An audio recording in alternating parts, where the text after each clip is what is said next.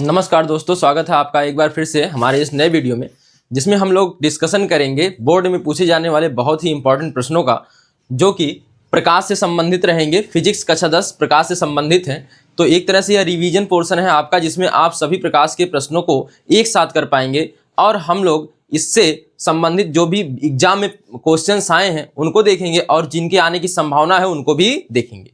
तो आइए शुरू करते हैं। सबसे पहले हम देखते हैं पहला क्वेश्चन, जो सबसे ज़्यादा इंपॉर्टेंट है।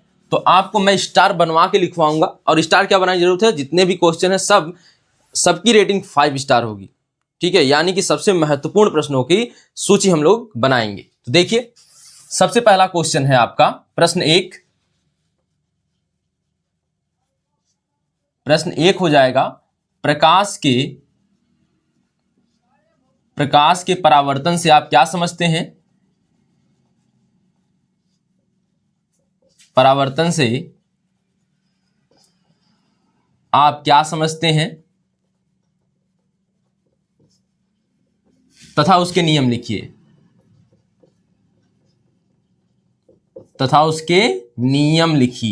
ठीक है।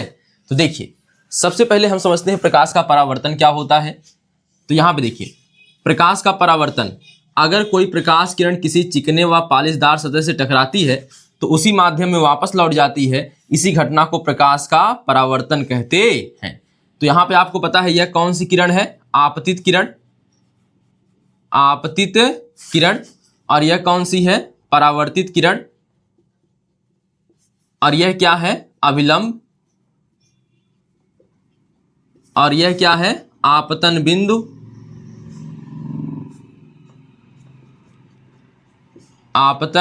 बिंदु। और यह क्या है? परावर्तक पृष्ठ।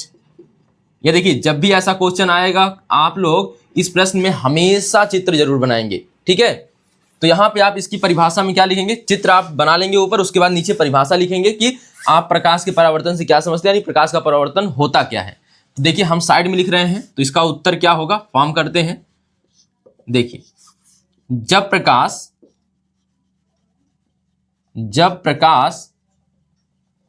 किसी चिकने व पॉलिशदार सतह से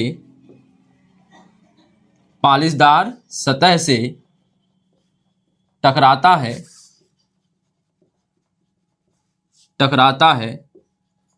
तो उसका अधिकांश भाग, या संपूर्ण भी लिख सकते हैं, उसका अधिकांश भाग उसी माध्यम में, देखिए दिशा नहीं लिखनी है, माध्यम लिखना है, ठीक है। मान लेते हैं ऊपर एक माध्यम है, वायु है, तो वायु में ही लौट गया। अगर कहेंगे उसी मार्ग में लौट गया तो यह तो इसी ओर उड़ जाएगा, लेकिन इसमें नहीं, यह माध्यम बस वही रहता है। उसी माध्यम में देखिए, जब प्रकाश किसी चिकने व पॉलिशदार सतह से टकराता है तो उसका अधिकांश भाग उसी माध्यम में वापस लौट जाता है।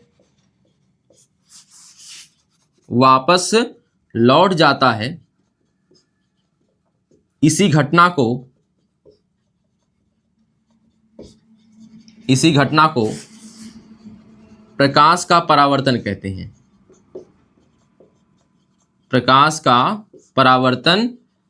हैं। आप लोग यहां हेडिंग बना लेंगे, पहले प्रकाश का परावर्तन, ठीक है, उसके बाद लिखेंगे। अब लिखेंगे, अगली हेडिंग बनाएंगे आप लोग, प्रकाश के परावर्तन के नियम। मैं शार्ट में देखिए आपको समझाऊंगा। यह नियम है प्रकाश के परावर्तन के नियम। कितने नियम होते हैं? प्रकाश के परावर्तन के कुल 2 नियम होते हैं। तो पहला, आपतित किरण, परावर्तित किरण और अभिलंब तीनों एक ही तल में होते हैं। देखिए, तो आपतित किरण, परावर्तित किरण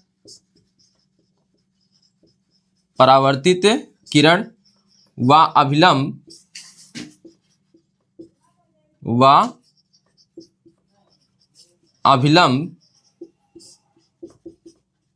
तीनों एक ही तल में होते हैं।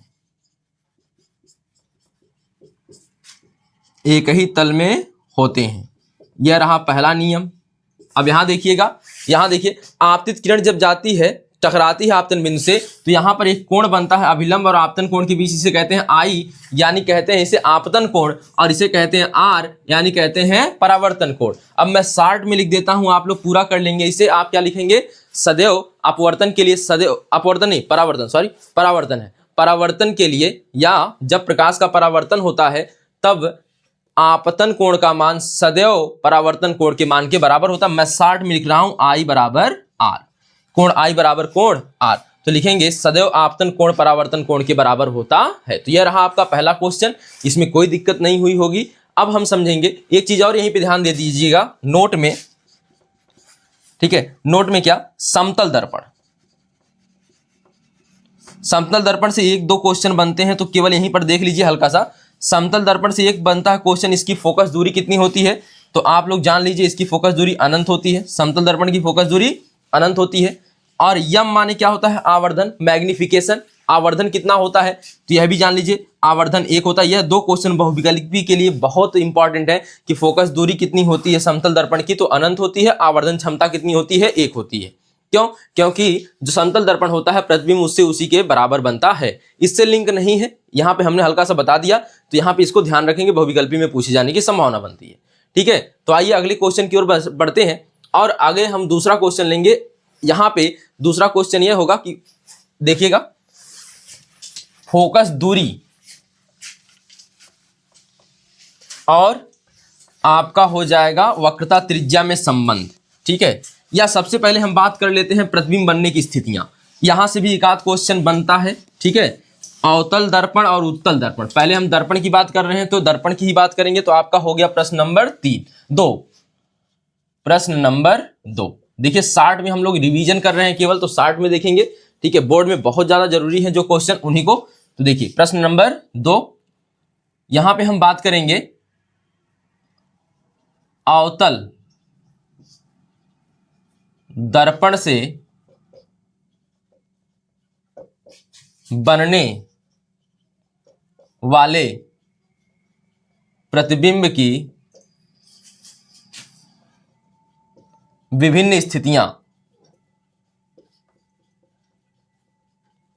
विभिन्न स्थितियां। तो यह अगला क्वेश्चन है, अवतल दर्पण से बनने वाले प्रतिबिंब की स्थितियां। पहले दर्पण में अंतर देखिए, आप लोगों को तो पता होगा, जिसका अपवर्तक पृष्ठ धसा होता है उसे कौन सा दर्पण कहते हैं, अवतल दर्पण। तो यह आपके सामने क्या बना हुआ है, अवतल दर्पण। यहाँ पे जहां से मुख्य अक्ष गुजरता है दर्पण से, वहां पे ध्रुव होता है, पोल होता है।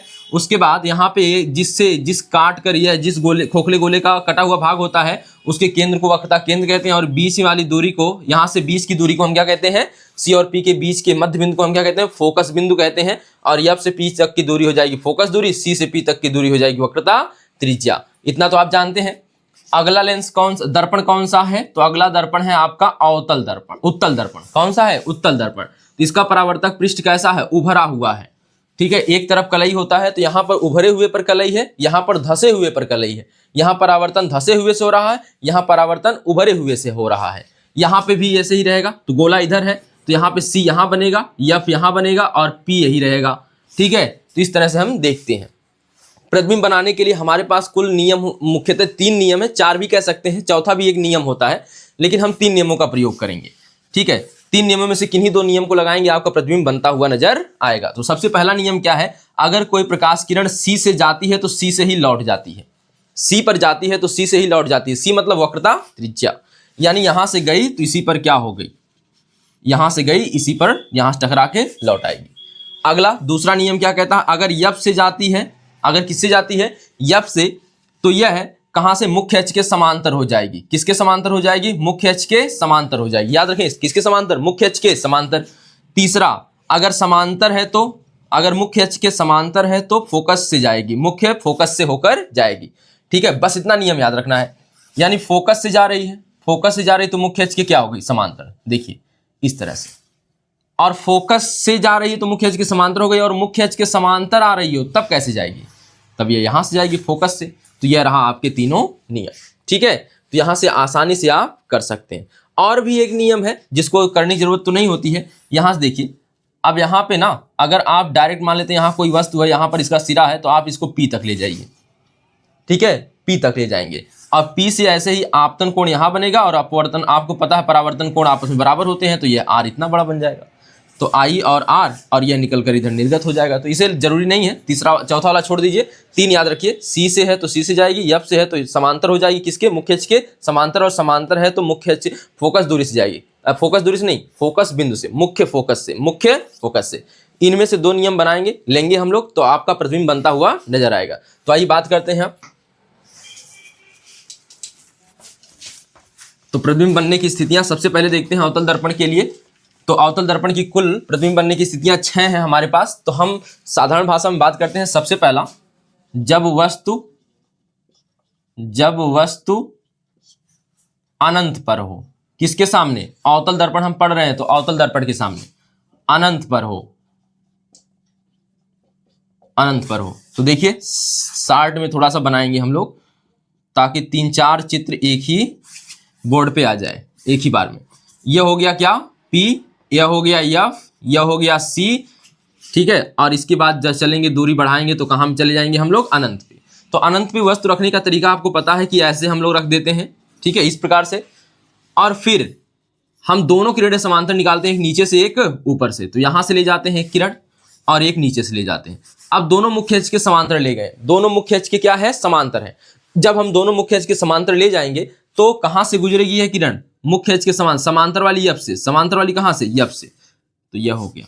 फिर यहां से गुजरेगी, यह देखिए समांतर है, तो फिर यह भी यहीं से गुजरेगी F से। जहां पर दोनों किरणें मिलती हैं वहीं पर प्रतिबिंब बनता है। जहां पर 2 किरणें, जहां पर 2 नियम आप लगा रहे हैं, दोनों नियमों के अनुसार जो परावर्तित किरणें हैं जहां मिल रही हैं वहीं पर प्रतिबिंब बनता है।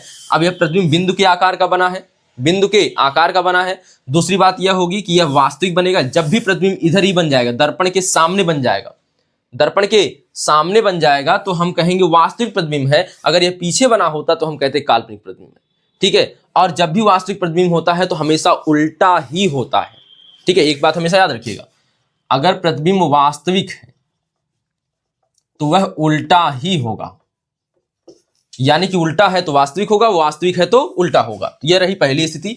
इसमें एक लाइन लिखना भी होता है, तो कैसे लिखेंगे, जब वस्तु अनंत पर रखी हो, जब वस्तु अनंत पर रखी हो तो इसका प्रतिबिंब कहां बनता है, मुख्य फोकस पर बनता है, मुख्य फोकस पर बनता है, बिंदु के आकार का बनता है। देखिए बिंदु के आकार का बनता है, यानी लिख सकते हैं वस्तु से बहुत छोटा बनता है और वास्तविक होता है और उल्टा होता है। वास्तविक बनता है और कैसा बनता है, उल्टा बनता है। तो दूसरी स्थिति देखिएगा अवतल दर्पण के सामने की।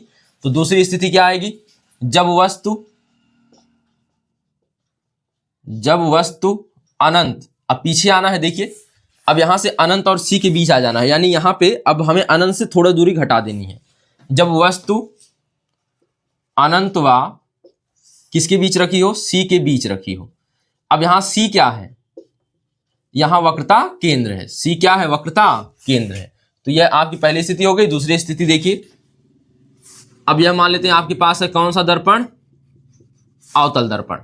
यहां पे क्या है P, यहां पे क्या है F, यहां पे क्या है C और यहां पे क्या है अनंत, ठीक है। तो यहां से हम वस्तु रखते हैं, यहां पर आपको पता है 2 नियम लगाने हैं, प्रतिबिंब बन जाएगा।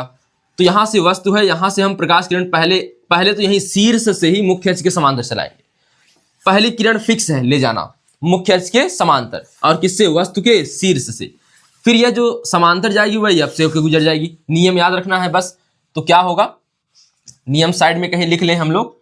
तो F है तो समांतर, F है तो समांतर, और समांतर है तो F से। अब ये समांतर किसके, मुख्य अक्ष के, ठीक है, F से। और C से है तो C से ही लौट जाएगी। तो यही 3 नियम लगाने हैं, तीनों में से कोई 2 नियम लगा लीजिए, आपका प्रतिबिंब बन जाएगा, ठीक है। अब देखिए दूसरा यही शीर्ष से ही निकालिए और C से ले जाइए, जो सामने देखिए उसी से ले जाइए। तो हम ले जाते हैं यहां से, देखिएगा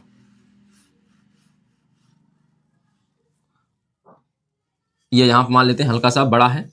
तो यह देखिए C से गया, और अगर C से गया है तो C पर ही क्या हो जाएगा, C से गया तो C से ही लौट जाएगा। तो यहां पर हो गया और मिल गए यहां दोनों, और यहां दोनों मिल रहे हैं तो प्रतिबिंब इसी पर बन जाएगा। यह बन गया, उल्टा बनेगा। अब देखिए, अब आपको लिखना क्या रहेगा, जब अवतल दर्पण के सामने वस्तु अनंत और C के बीच रखी हो, जब अवतल दर्पण के सामने वस्तु अनंत और C के बीच रखी हो तो उसका प्रतिबिंब दर्पण की ही ओर C व F के बीच बनता है, वस्तु से छोटा बनता है और कैसा बनता है, उल्टा और वास्तविक बनता है, उल्टा और वास्तविक बनता है। तो आइए आते हैं नंबर 3 स्थिति।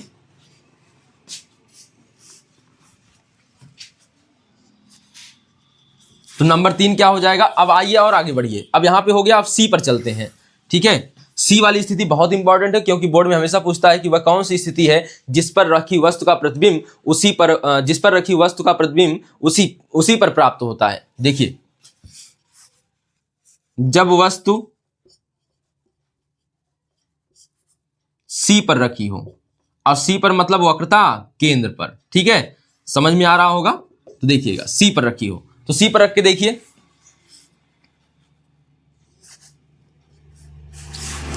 यह आपके सामने हो गया अवतल दर्पण। थोड़ा सा छोटा बना रहे हैं। ठीक है, यहां पे हो जाएगा आपका F, यहां पर हो जाएगा C। ठीक है, अब देखिए, अब यहां पे अनंत हो जाएगा, हमें अनंत से कोई मतलब नहीं है, हमें C पर रखना है वस्तु। और यहां पे देखिए, यहां से पहला निकालेंगे समांतर, दूसरा यह चला जाएगा किससे, F से। कहां से जाएगा, F से। फिर दूसरा निकलेगा F से। अब देखिए, सामने C नहीं पड़ रहा है, सामने C नहीं पड़ रहा है, तो कौन से निकाल दें, F से निकाल दें। और F से जाएगा तो मुख्य अक्ष के समांतर हो जाएगा, मुख्य अक्ष के समांतर हो जाएगा। यहाँ C हम साइड में लिख देते हैं। तो यह देखिए, F से जो गया वह समांतर हो गया। अब देखिए, इसका प्रतिबिंब यही नीचे में बन गया, इसके एकदम, यानी उसी बिंदु पर बन गया, उसी बिंदु पर बन गया, और वस्तु से बराबर बना, वस्तु के बराबर बना है। तो यह स्थिति क्या लिखेंगे, एक लाइन में लिख देंगे, जब वस्तु अवतल दर्पण के सामने वक्रता केंद्र पर रखी हो तो उसका प्रतिबिंब उसी बिंदु पर यानी वक्रता केंद्र पर ही वस्तु के बराबर उल्टा और वास्तविक बनता है। ठीक है, आइए, अवतल दर्पण की तीसरी स्थिति हो गई। अब आते हैं चौथी स्थिति पर। किस स्थिति पर आएंगे, चौथी पर। चौथी में वस्तु कहाँ रख देनी है, अब सी पर हो गया, सी और एफ के बीच ले चलना है, सी और एफ के बीच। तो रखिए, जब वस्तु सी और एफ के बीच रखी हो, जब वस्तु सी व एफ के बीच रखी हो, देखिए, तो यहां पर अवतल दर्पण आपका बन गया। तो जो उभरा हुआ पार्ट होता है उधर क्या हो जाती है, कलई, और यहां पर क्या हो जाता है, पी, और यहां पर क्या हो जाता है, एफ, और यहां पर क्या हो जाता है, सी। ठीक है, अब देखिए, अब हमें रखना है वस्तु, यहां पर रख दीजिए वस्तु को। अब फिर प्रतिबिंब बनाना है। तो अब देखिए, यहां से पहले तो समांतर गुजर जाएगी, समांतर वाली किससे गुजर जाएगी, एफ से। कहां से गुजर जाएगी, एफ से गुजर जाएगी। अब सामने कोई बिंदु दिख नहीं रहा है, तो एफ तो दिख रहा है ना, एफ से ले जाइए। कहां से ले जाइए, एफ से। फिर इसको उठा के इधर फेंक दीजिए, हो गई। अब प्रतिबिंब बन जाएगा यहाँ पर, थोड़ा सा यहाँ पे हमारा एफ ज़्यादा दूर चला गया है, सी, हम सी यहाँ बनाते हैं। ठीक है, यह जहाँ पर मिली है प्रतिबिंब वहीं पर बनेगा। तो यह बन गया आपका प्रतिबिंब, यानी सी और इधर कौन रहेगा, अनंत, अनंत के बीच, अनंत के बीच। आप अच्छे से बनाएंगे तो अच्छा बनेगा, मेरा थोड़ा डिसबैलेंस हो गया है। ठीक है, फिर भी बन गया है। अब देखिए, तो आप लिखेंगे क्या इसमें, जब वस्तु सी व एफ के बीच रखी हो तो उसका प्रतिबिंब, या अवतल दर्पण के लिए, जब अवतल दर्पण के सामने वस्तु सी व एफ के बीच रखी हो तो उसका प्रतिबिंब सी और अनंत के बीच यानी वक्रता केंद्र और अनंत के बीच कहाँ बनता है। जैसे जैसे यह दूरी इधर ले जाएंगे प्रतिबिंब ऐसे ऐसे बढ़ता चला जाएगा। तो कहाँ बनता है, सी और अनंत के बीच वस्तु से बड़ा। अब देखिए, यहाँ वस्तु के बराबर हुआ, इसके पहले वस्तु के दोनों छोटे थे, यहाँ वस्तु के बराबर, यहाँ वस्तु से बड़ा हो जाएगा, यहाँ वस्तु क्या है, बड़ा है। तो सी और अनंत के बीच वस्तु से बड़ा, वस्तु से बड़ा। अब यहाँ पे देखिए तीर का निशान है, याद रखें, कोई अल्फाबेट नहीं है। वस्तु से बड़ा वास्तविक और उल्टा बनता है, वास्तविक और उल्टा बनता है। ठीक है, यह है आपकी 4 स्थितियां। अब आते हैं 5वीं स्थिति पर। देखिए यहां पे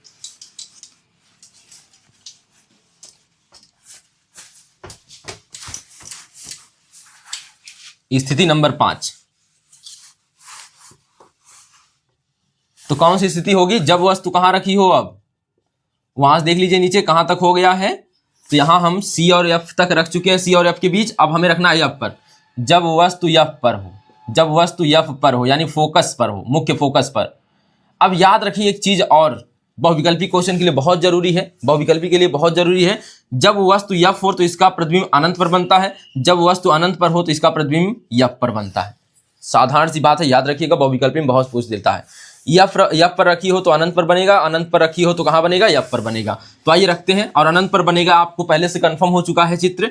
ठीक है, तो आइए देखिए, यह मान लेते हैं अवतल दर्पण, थोड़ा सा बड़ा बना रहे हैं इसको। यहां पे हो गया हमारा P, यहां पे हो गया F, यहां पे हो गया C। वस्तु रखना है यहाँ पे, ठीक है। अब यहाँ पे देखिए सबसे पहले तो जाएगा मुख्य अक्ष के समांतर, और मुख्य अक्ष के समांतर चलने वाला कहाँ से गुजर जाएगा, डिस्टर्ब हो गया, देखिए कहाँ चला जाएगा, यप से। कहाँ चला गया, यप से, ठीक है। अब इसके बाद दूसरा बच रहा है, दूसरा कहाँ से ले जाए, अब तो सामने बिंदु नहीं बचा, पी से तो जाता ही नहीं है, हमारे पास पीछे देखने को एक बिंदु मिलेगा सी से, ठीक है। यहां से किरण निकालिए, यहां से जाके टकराएगी और यह लगभग मान लीजिए सी से आ रही है। कहां से आ रही है, सी से। थोड़ा सा आप लोग चित्र इस प्रकार से बना लेंगे, ठीक है। देखिए अब यहां से यह देखिए प्रकाश किरण इधर जा रही है, आपको पता है कि यह वाली किरण जो होगी इसी बिंदु पर वापस लौट आएगी सी पे, यानी यह इसी पे वापस लौट आएगी, और यह बढ़ाएंगे आगे की तरफ।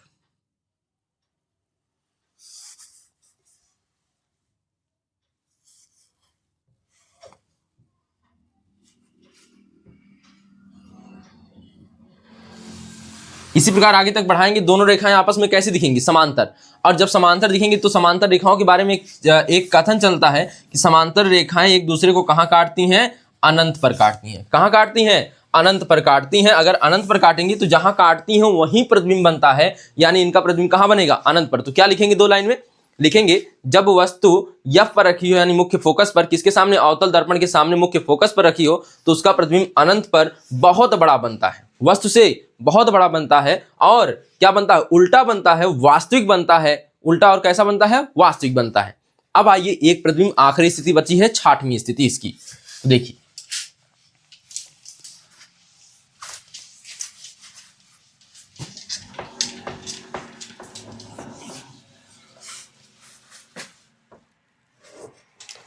स्थिति नंबर 6।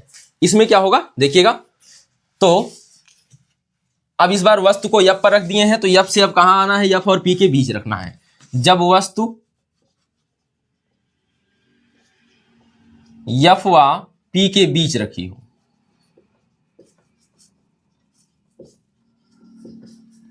F व P के बीच रखी हो। अब बताइए F व P के बीच रखना है तो पहले बनाएंगे प्रतिबिंब, क्या बनाएंगे, दर्पण। यहां पे क्या है, P, यहां पे क्या है, F, यहां पे क्या है, C, और यहां पे क्या रहेगा, अनंत, ठीक है। तो अब देखिए वस्तु यहां रखनी है तो रख दिया, पहली किरण मुख्य अक्ष के समांतर चला दिया। अब यह कहां से गुजरेगी, F से, यह भी चला दिया। दूसरी किरण के लिए रास्ता नहीं दिख रहा तो पीछे से आ जाएंगे, कहां से आ जाएंगे, पीछे से। आपको पता है C से जाएंगे शीर्ष की तरफ, कहां जाएंगे, C से शीर्ष की तरफ। इसको पीछे बढ़ा लेंगे हल्का सा। अब ये पीछे देखेंगे तो यह दूरी बीच की बढ़ती जा रही है, मिलेगा ही नहीं कहीं, ठीक है। समांतर होता तो कहते कि अनंत पे मिल जाएगा, लेकिन समांतर भी तो नहीं है। अब यहां लेकिन इसको आगे काल्पनिक रूप से बढ़ाना पड़ेगा, तब जाके यह मिलेगा। देखिए यहां पे दोनों मिल गए, और दोनों जब मिल गए तो यहां पे बन जाएगा प्रतिबिंब। अब बन गया प्रतिबिंब, इसे कहेंगे, यह बना जो प्रतिबिंब है यह आभासी प्रतिबिंब होगा। जो भी इस साइड, अभी हमने बताया सीधा हो गया तो आभासी हो जाएगा, इस साइड बन गया तो भी आभासी कहलाएगा, और सीधा ही बनता है, इधर वाला सीधा ही बनेगा, आभासी बनेगा दर्पण में, ठीक है। तो यार ये आपकी 6वीं स्थिति। और लिखेंगे क्या इसमें, क्या लिखेंगे, जब वस्तु अवतल दर्पण के सामने F और P के बीच रखी हो, F और P के बीच रखी हो, तो इसका प्रतिबिंब कहां बनता है, दर्पण के पीछे वस्तु से बड़ा बनता है, काल्पनिक व सीधा बनता है, काल्पनिक व सीधा बनता है। तो यह आपकी 6 स्थितियां हो गई। अब आइए चलते हैं अगले क्वेश्चन की तरफ। देखिए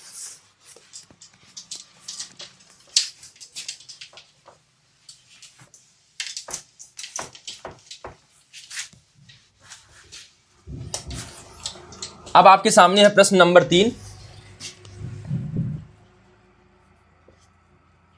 प्रश्न 3, तो यहां पे रहेगा अवतल हो गया तो उत्तल आ जाएगा। उत्तल दर्पण से हम 60 में लिख देते हैं प्रतिबिंब का बनना,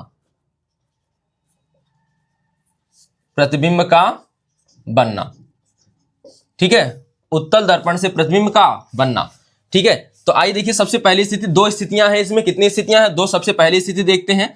सबसे पहली स्थिति में देखिए 2 ही स्थितियां क्यों हैं, क्योंकि इसका जो परावर्तक पृष्ठ है इधर है, और इधर एक ही बिंदु P है, और इधर वाला अनंत है, तो 2 ही स्थिति बनेगी, एक अनंत पर और एक अनंत और P के बीच। P पर वस्तु रखी नहीं जाती है, इधर बचता है F आ जाता है, इधर C भी आ जाता है, सब कुछ उधर चला जाता है। जब सब कुछ उधर चला गया तो आपको परावर्तित, अब यहाँ पे रखेंगे वस्तु तो टकरा कर किरण जाएगी कहाँ? यह तो कल ही किया गया भाग है, प्रतिबिंब बनेगा ही नहीं, शीशा है ही नहीं, हो तो यहाँ पे बनेगा प्रतिबिंब। इधर यह वाला, यह परावर्तक पृष्ठ है, यहाँ टकराएगा, प्रकाश किरण यहाँ टकराएगी, तब जाके प्रतिबिंब बनेगा। तो आइए सबसे पहली स्थिति की बात करते हैं, जब वस्तु अनंत पर हो, आनंद पर नहीं, अनंत पर, ठीक है। तो देखिए सबसे पहली स्थिति, जब वस्तु, याद रखेंगे उत्तल दर्पण के लिए है, जब वस्तु उत्तल दर्पण के सामने अनंत पर हो, अनंत पर हो, जब वस्तु अनंत पर हो। चलिए जब वस्तु अनंत पर होगी तो हम क्या करेंगे? तो सबसे पहली स्थिति यहां पे बन रही है आपकी, सॉरी यहां पे अवतल नहीं, क्या बनाना है? उत्तल बनाना है, इस प्रकार से।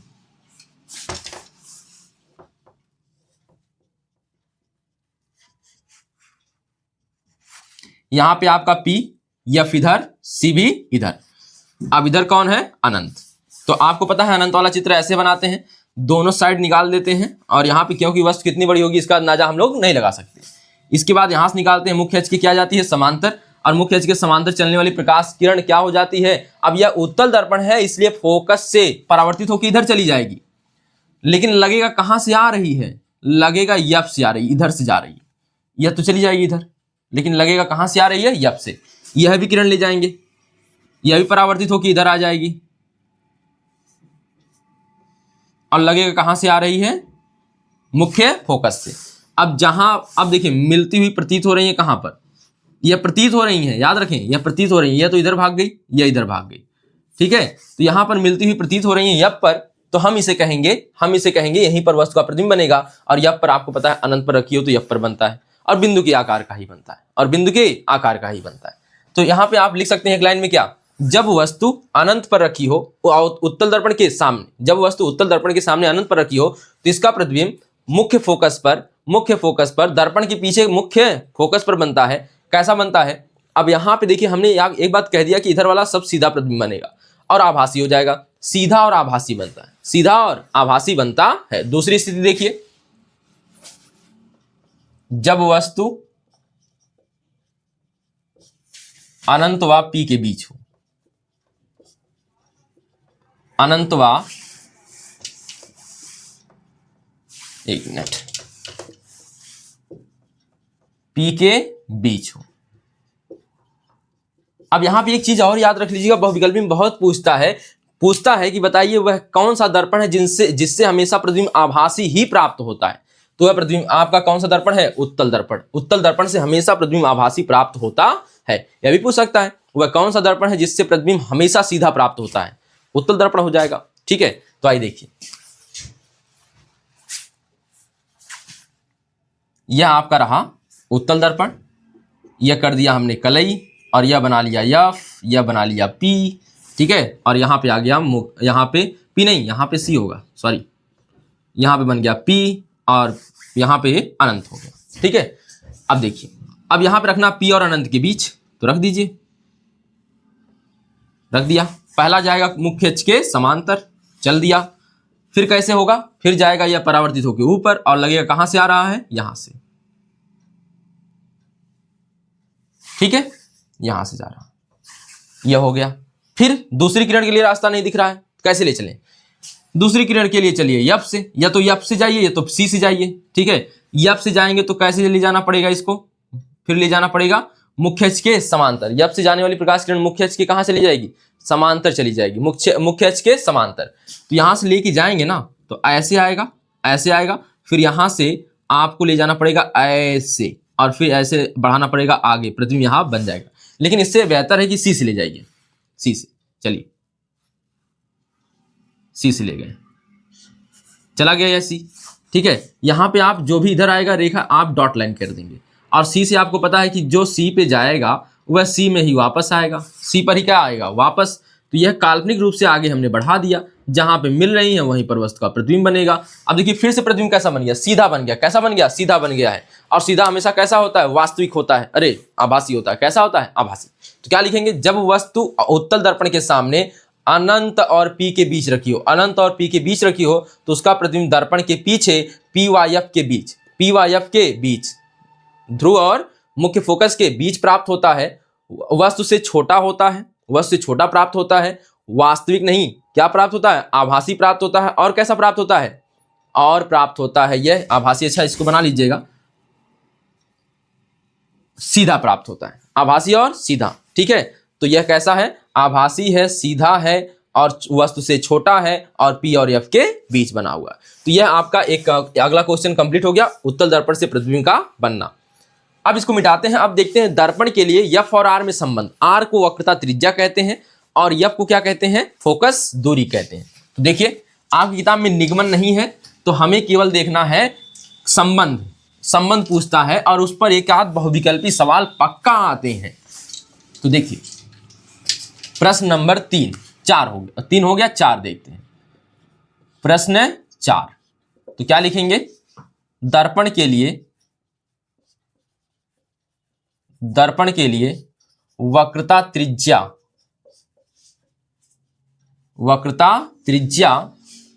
कैपिटल आर व फोकस दूरी, देखिए यहां दूरी की बात कर रहे हैं, फोकस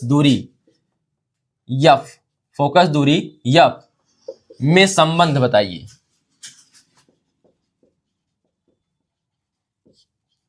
में संबंध बताइए। तो यह डायरेक्ट हम लोग संबंध लिख देते हैं। तो यहां पे आप लिखेंगे उत्तर क्या हो जाएगा, डायरेक्ट संबंध लिखेंगे तो एफ बराबर r/2, एफ बराबर r/2, यानी फोकस दूरी वक्रता त्रिज्या की आधी होती है। फोकस दूरी वक्रता त्रिज्या की आधी होती है। अगर हमें दे दिया जाए वक्रता त्रिज्या 40, क्या दे दिया जाए 40, तो हम कहेंगे एफ बराबर क्या आएगा 40/2, यह 40 सेंटीमीटर दिया है तो यह आ जाएगा 20 सेंटीमीटर, यह हो जाएगा आंसर। इसी प्रकार से बहुविकल्पी में का सवाल पूछता है या फिर बहुविकल्पी में ना पूछकर एक आध नंबर के लिए आपको अलग से पूछ लेगा कि एफ और आर में संबंध बताइए तथा प्रतीकों को स्पष्ट कीजिए। जो इसमें प्रतीक आए हैं उसको स्पष्ट कीजिए। तो प्रतीक कौन कौन से, 2। तो आप यहां पे नीचे लिखेंगे जहां एफ बराबर फोकस दूरी और आर बराबर वक्रता त्रिज्या, हो गया खत्म। सवाल पूछे तो सवाल लगाइए, यह पूछे तो यह लगाइए, ठीक है। अब आते हैं अगले पर। अब अगला है UVF, वस्तु की दूरी, प्रतिबिंब की दूरी और फोकस दूरी में संबंध दर्पण के लिए। आते हैं प्रश्न नंबर 5 पर।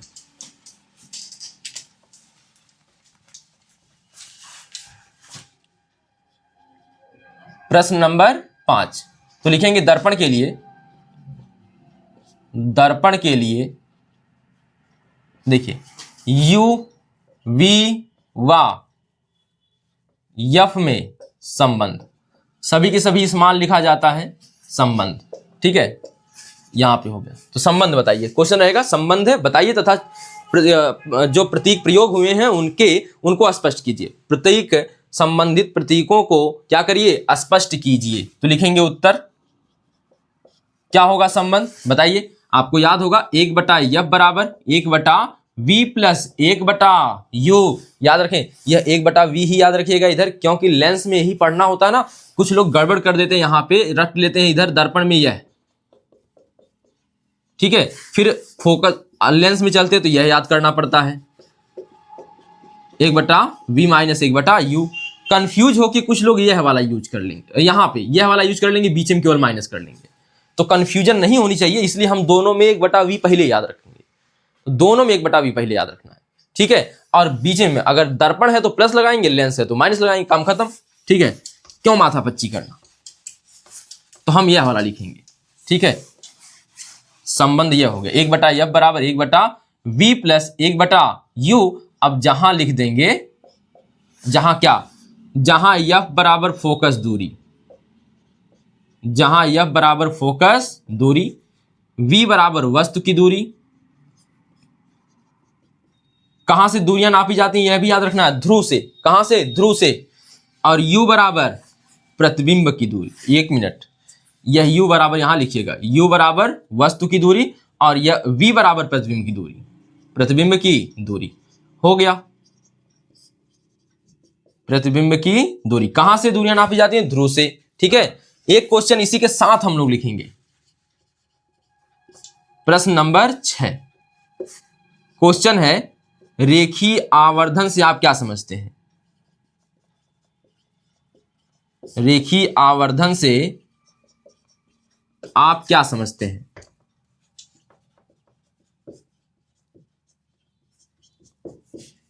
क्या समझते हैं? Question mark. दर्पण के लिए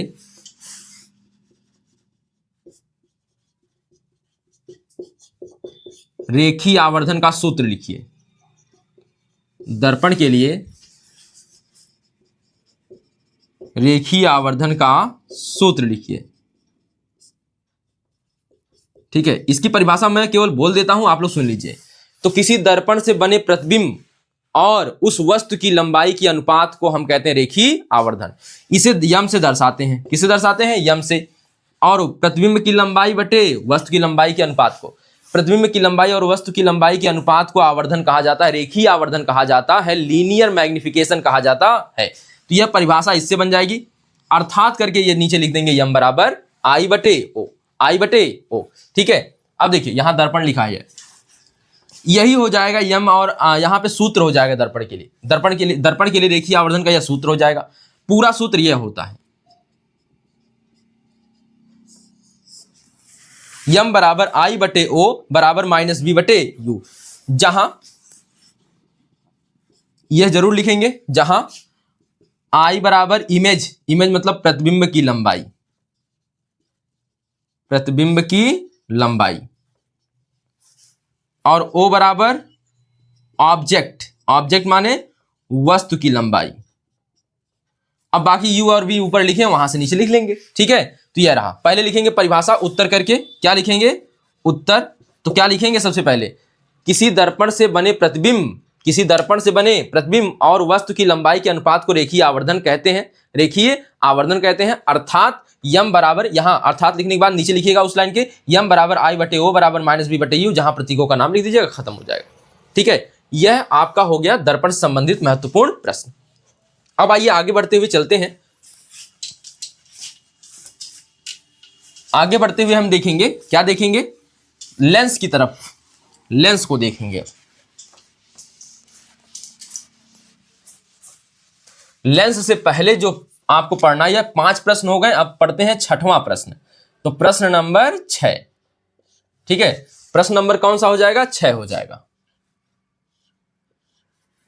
देखिए, अब आपको पढ़ना है अपवर्तन। परावर्तन हमारा हो गया समाप्त, अब पढ़ना है अपवर्तन। तो अपवर्तन में देखिए, तो क्या क्वेश्चन बनेगा? अपवर्तन से आप क्या समझते हैं? रिफ्रैक्शन। अपवर्तन से आप क्या समझते हैं? यह मत लिखिए आइएगा हम कुछ नहीं समझते हैं। ठीक है, से आप क्या समझते हैं, और फिर क्या लिखेंगे? इसके बाद है अपवर्तन के नियम लिखिए। अपवर्तन के नियम लिखिए। देखिए, इसी से एक क्वेश्चन और फॉर्म हो सकता है, अभी बीच में बताते हैं। तो सबसे पहले अपवर्तन क्या होता है, यहां पे हम 2 चित्र बना के आपको समझा रहे हैं। यहां माध्यम की संख्या होगी 2, एक विरल हो, एक सघन हो। एक माध्यम विरल होगा, एक कैसा होगा? सघन। तो यह ऊपर मान लेते हैं विरल है, नीचे सघन है। सघन में कणों की संख्या अधिक होगी, विरल की अपेक्षा सघन में कणों की संख्या क्या होगी? अधिक होगी। तो इस प्रकार से हमने कण बना लिए। ठीक है, मान लेते हैं कोई प्रकाश किरण यहां से आ रही है विरल माध्यम से, यह विरल माध्यम पूरा है, विरल माध्यम से आ रही है, और यह आपतन बिंदु से टकराती है। इसके बाद यह देखिए, यहां पे अभिलंब की ओर झुक जाती है, अपना मार्ग छोड़ देती। जाना था इधर, यह लेकिन अपने मार्ग से भटक गई, अभिलंब की ओर झुक गई। अगर यही उल्टा होता, ऊपर विरल माध्यम होता, विरल नहीं, क्या होता? सघन माध्यम। यह सघन माध्यम होता और यह होता विरल माध्यम, तो अभिलंब से दूर भाग जाती। तो मान लेते हैं यहां से कोई प्रकाश किरण आ रही है, यह गई, यह अभिलंब से दूर हट जाएगी, यानी जाना था इसे इस मार्ग पर, थोड़ा सा अभिलंब से दूर हट गई। ठीक है, तो यह हो जाता है। अब यहां पे देखते हैं, यहां वाला कोण देखिए, अभिलंब यह है, यह क्या है? अभिलंब। तो यह अभिलंब है, तो यहां बनेगा I और यहां बनेगा R। क्या बनेगा? R। ठीक है, तो यह बन गया I, यहां बन गया R। इसी प्रकार यहां बनता है I और यह बनता है R। आपतन कोण, अपवर्तन कोण। I माने आपतन कोण, R माने अपवर्तन कोण। ठीक है, तो यहां पे आप लिख सकते हैं परिभाषा के तौर पर उत्तर में, आपको मैंने बताया था पीछे की हेडिंग बना के लिखेंगे तो और अच्छा लगेगा। तो यहाँ पे एक चीज और लिखना था, प्रकाश की अपवर्तन से आप क्या समझते हैं। तो मैं हेडिंग में लिख लेता हूं, प्रकाश का अपवर्तन। प्रकाश का अपवर्तन तो क्या हो जाएगा बताइए। जब प्रकाश किसी, देखिए प्रकाश का एक माध्यम से दूसरे माध्यम में जाने पर अपने मार्ग से विचलित हो जाना प्रकाश का अपवर्तन कहलाता है। एक लाइन दो लाइन में परिभाषा हम कर लें। जब प्रकाश एक माध्यम से दूसरे माध्यम में जाता है, जब प्रकाश एक माध्यम से, यहां याद रखना माध्यम चेंज होना चाहिए, यानी सघनता या विरलता में थोड़ा सा चेंज आना चाहिए। जब प्रकाश एक माध्यम से दूसरे माध्यम में प्रवेश करता है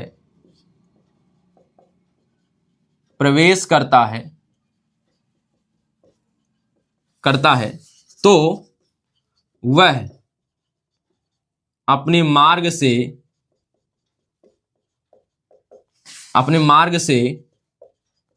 विचलित हो जाता है।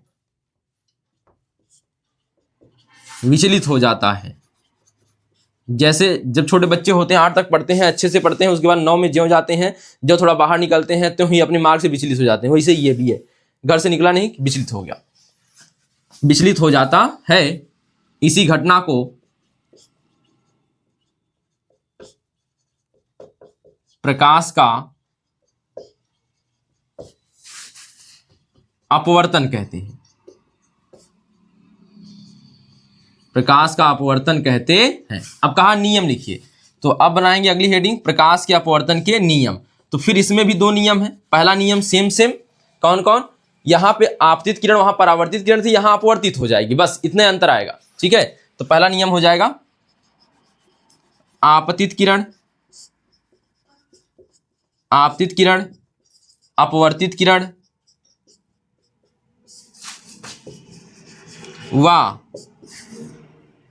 व अभिलंब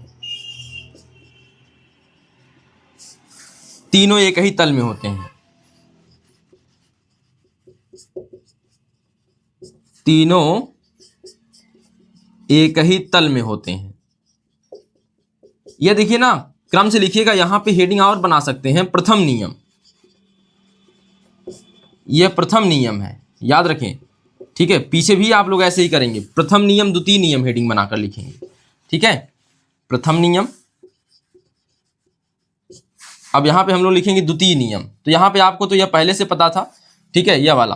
अब लिखेंगे द्वितीय नियम। आप लोग यह लाइन नीचे से लिखिएगा, याद रखेंगे, लाइन यह वाली नीचे से लिखिएगा। जब भी हेडिंग बनाए तो वह लाइन छोड़ दिया करें हेडिंग बनाने के बाद। द्वितीय नियम, द्वितीय नियम। तो द्वितीय नियम में क्या हो जाएगा, किसी एक वर्णी प्रकाश के लिए, देखिए लिखते हैं, किसी एक वर्णी, हम इसी में लिख रहे हैं, जगह का अभाव है। किसी एक वर्णी या एक वर्णी, एक रंग मतलब एक वर्णी प्रकाश के लिए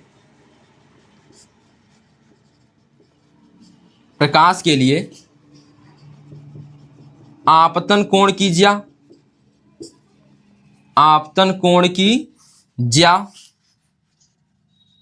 मतलब साइन आई आपतन कोण की ज्या तथा अपवर्तन कोण की ज्या यानी साइन आर का अनुपात एक नियतांक होता है।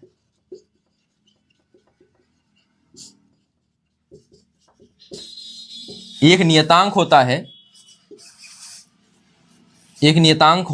है, यही हो गया द्वितीय नियम। ठीक है, अब यह देखिए, जो नियतांक होता है उसे अपवर्तनांक कहते हैं। इस नियतांक को क्या कहते हैं, अपवर्तनांक। और इस अपवर्तनांक, यह जो आया अनुपात, इसे स्नेल का नियम भी कहा जाता है। अर्थात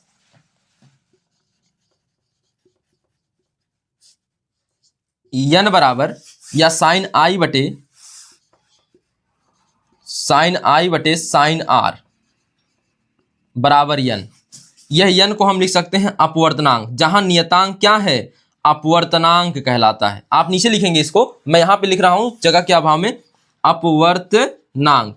आप नीचे क्या लिखेंगे वह सुन लीजिए, जहां यन एक नियतांक है जिसे अपवर्तनांक कहते हैं और इसे स्नेल का नियम भी कहते हैं। इसी को हम स्नेल का नियम भी कहते हैं। कभी कभी आ जाता है स्नेल का नियम लिखिए, 2 नंबर के लिए आ जाता है स्नेल का नियम लिखिए, तो क्या लिखेंगे, हेडिंग बनाएंगे द्वितीय नियम नहीं, आप लिखेंगे स्नेल का नियम और उसमें लिखेंगे अपवर्तन के द्वितीय नियम को स्नेल का नियम कहते हैं। इसके अनुसार किसी एक वर्डी प्रकाश के लिए, यहां एक वर्डी छूट गया है, किसी एक छूट गया वर्डी है, किसी एक वर्डी प्रकाश के लिए आपतन कोण की ज्या तथा अपवर्तन कोण की ज्या का अनुपात एक नियतांक होता है जिसे अपवर्तनांक कहते हैं, इसे ही स्नेल का नियम कहते हैं।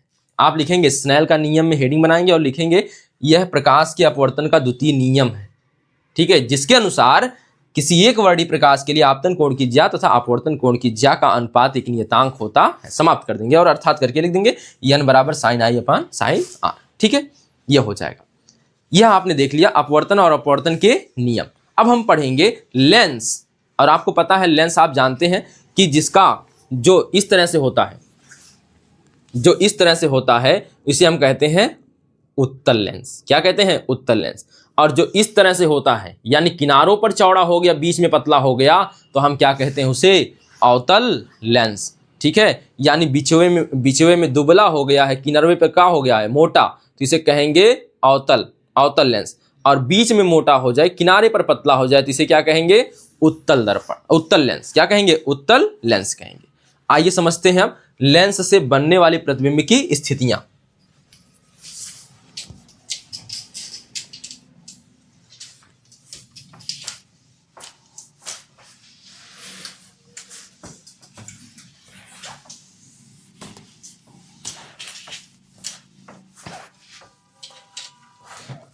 तो देखिएगा यह क्वेश्चन आपका रहेगा 7वां, क्वेश्चन नंबर 7, ठीक है। तो आइए बात करते हैं। तो सबसे पहले आएगा आपका उत्तल लेंस से प्रतिबिंब बनने की स्थितियां। अब नियम वही है 3, समांतर है तो यप से है तो समांतर, और सी से है तो सी से, और यहां सी का मतलब वक्रता केंद्र नहीं हो जाएगा, प्रकाशिक केंद्र हो जाएगा बस।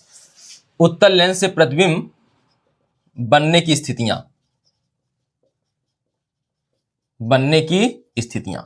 तो आइए बात करते हैं।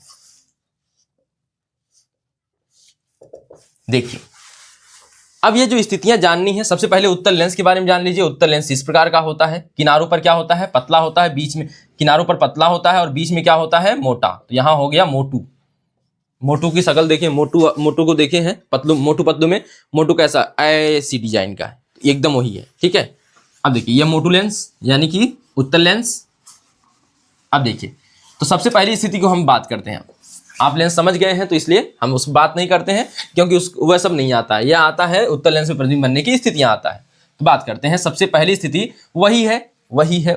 क्या है, एक उत्तल लेंस, और यहाँ पे कहते हैं इसे, यह क्या है, प्रकाशिक केंद्र सी, और यहाँ पर यफ हो जाएगा, यहाँ पर सी नहीं, यहाँ पर लिखते हैं इसको, देखिए यहाँ पर थोड़ा सा आपको ध्यान देना होगा, यहाँ F1 लिखते हैं, यहाँ 2F1 लिखते हैं, क्या लिखते हैं, और यहाँ लिखते हैं F2 और यहाँ लिखते हैं 2F2, ठीक है। F1 हो गया और क्या हो गया, 2F1 हो गया, और यहाँ हो गया F2 और क्या हो गया, 2F2 हो गया, ठीक है। अब यहाँ पे हो जाएगा फिर क्या, अनंत, क्या हो जाएगा, अनंत हो जाएगा। तो पहली स्थिति अनंत पर, फिर कहाँ, यहाँ पर, या फिर 2F1 पर, फिर क्या, F1 पर, फिर इसके बाद अच्छा एक बीच वाली छूट गई, यहाँ पर एक और एक यहाँ पर, कई स्थिति हो गई, 1 2 3 4 5 6, ठीक है। कितनी स्थितियां हो गई, 6। तो अभी 6 की बात करते हैं हम लोग।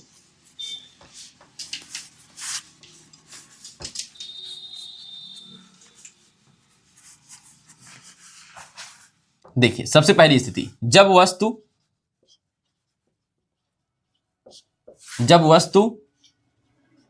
अनंत और 2F1 के बीच हो, जब वस्तु अनंत और 2F1 के बीच हो, ठीक है। देखिए अब सबसे पहले प्रतिबिंब बनाते हैं। सबसे पहले तो आपको खींचना पड़ेगा एक उत्तल लेंस, कुछ ज्यादा मोटा बन गया, यह अच्छा बन गया, ठीक है। यह बन गया इसका मुख्य अक्ष, क्या कहते हैं, मुख्य अक्ष। यहां से मिला देंगे तो जहां बीच में काटेगा उसे क्या कहेंगे, प्रकाशिक केंद्र सी, क्या कहेंगे, प्रकाशिक केंद्र सी। यहां पर क्या बन जाएगा, यफ, यहां बन गया यफ, यहां क्या बन गया यहाँ F मतलब F1, यहाँ क्या बन गया 2F1, और यहाँ बना लेंगे F2, और यहाँ बना लेंगे 2F2। ठीक है, यह बन गया आपका। अब यहाँ पे देखेंगे, सबसे पहले इधर अनंत हो जाएगा, और अनंत के लिए आपको पता है वस्तु बड़ी की बनानी है, नीचे भी जाए ऊपर भी जाए, और पहली किरण कहाँ से निकाल देनी है, मुख्य अक्ष के समांतर। मुख्य अक्ष के समांतर, मुख्य अक्ष के समांतर जाने वाली जो प्रकाश किरण वह कहाँ से गुजरती है, फोकस से ही गुजरती है। मुख्य यानी समांतर जा रही तो फोकस से गुजरेगी। अब यहाँ पे फोकस देखिए दुईठी है, यहाँ पे भी है, यहाँ पे भी है, कहाँ से गुजारे, याद रखना है प्रकाश किरण का यहाँ अपवर्तन होगा, परावर्तन नहीं होगा। अगर परावर्तन होता तो यहाँ से जाती, लेकिन यहाँ से जाएगी। अब यानी अपवर्तन हो रहा है तो दूसरे फोकस से जाएगी यहाँ से, ये हो गया। ठीक है, अब यहाँ से फिर नीचे से ले जाइए, यह हो गई, यह भी यहीं से जाएगी क्योंकि समांतर है तो यह भी यहीं से गुजरेगी। तो वस्तु का प्रतिबिंब कैसा बना, बिंदु के आकार का, बिंदु के आकार का बना है। कहाँ बना है, F2 पर बना है। F2 पर यानी द्वितीय फोकस कहते हैं, इसे प्रथम फोकस, इसे क्या कहते हैं, द्वितीय फोकस कहते हैं। द्वितीय फोकस पर बना है। अब यहाँ पे याद रखें, अभी दर्पण में जब हम बात कर रहे हैं तो इधर वाला प्रतिबिंब सभी क्या थे, आभासी, लेकिन लेंस में इधर के प्रतिबिंब सभी वास्तविक होंगे। लेंस के इसमें सभी प्रतिबिंब क्या होंगे, वास्तविक होंगे। और यहाँ पे बना कैसा है, वस्तु से बहुत छोटा यानी बिंदु के आकार का, और वास्तविक है। और वास्तविक चित्र हमेशा कैसा होता है, उल्टा होता है। वास्तविक हमेशा कैसा होता है, उल्टा होता है। तो इसकी अगर विशेषता की बात करें तो बिंदु के आकार का है, बिंदु के आकार का। दूसरी विशेषता की बात करें, दूसरी विशेषता क्या है, वास्तविक है। वास्तविक है तो सीधी सी बात है कैसा है, उल्टा है। कैसा है, उल्टा है। बस हो गया, इतना जान लीजिए। यह हो गई प्रथम स्थिति। द्वितीय स्थिति को अब बनाते हैं, इसको मिटाकर। ठीक है, जगह चाहिए थोड़ा। तो देखिए दूसरी स्थिति, दूसरी स्थिति क्या है, जब वस्तु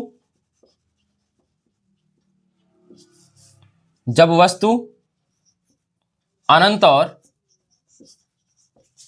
व 2F1 के बीच हो, 2F1 के बीच हो। तो देखिएगा, तो अब यहां पे हम रखते हैं वस्तु को, कहां पर रखेंगे, यह हो गया आपका पहले तो उत्तल दर्पण। यहां C बन गया, और यहां बन गया F, और यहां बन गया क्या, यहां बना F1, और यहां बना 2F1। ठीक है, और यहां बनेगा F2, और यहां बनेगा 2F2। ठीक है, तो यहां देखिए अब प्रतिबिंब बनाते हैं। तो आपको वस्तु कहां रखनी है, अनंत और किसके बीच, 2F1 के बीच, यहां रखनी है। ठीक है, अब यहां पे आप वस्तु रख रहे हैं। तो चलिए, प्रकाश किरण सबसे पहले कहां चली गई, मुख्य अक्ष के समांतर, और मुख्य अक्ष के समांतर जाएगी तो कहां से गुजर जाएगी, F2 से। कहां से गुजर जाएगी, F2 से। दूसरी किरण कहां से जाएगी, C से। यह कहां से, देखिए दूसरी किरण गई C से, और C से ही पूरा तरह बाहर निकल जाती है। तो यह हो गई आपका वस्तु। ठीक है, वस्तु देखिए कैसी बनी है, वस्तु कैसी बनी है, यह द्वितीय स्थिति है आपकी। देखिएगा तो यह कैसी बनी है वस्तु, यहाँ पे वस्तु से छोटी बनी है, उल्टा बनी है, तो वास्तविक हो जाएगी। ठीक है, और कहां बनी है, F2 और 2F2 के बीच में, F2 और 2F2 के बीच में। तो इसे मिटाते हैं, तीसरी स्थिति पर आते हैं तेजी से। जब वस्तु 2F2, नंबर 3, जब वस्तु 2F1 तथा किसके बीच रखी हो, 2F1 पर ही रखी हो, 2F1 पर रखी हो, 2F1 पर रखी हो। ठीक है, इसे प्रथम वक्रता केंद्र भी कहते हैं। देखिए यह हो गया उत्तल लेंस, यह बन गया हमारा प्रकाशी केंद्र, और यह बन गया हमारा F1, यह बन गया 2F1, और यह बन जाएगा आपका क्या, F2, और यह बन गया 2F2। अब देखिए वस्तु को कहां रखना है, 2F1 पर, यहां पर रख देते हैं। यह मुख्य अक्ष की पहली किरण कैसे चली गई, समांतर। मुख्य अक्ष के समांतर जाने वाली प्रकाश किरण कैसे, कहां से जाएगी, F2 से। कहां से जाएगी, F2 से। ठीक है, इसको हम थोड़ा सा आगे बढ़ाएंगे, यहां पर 2F2।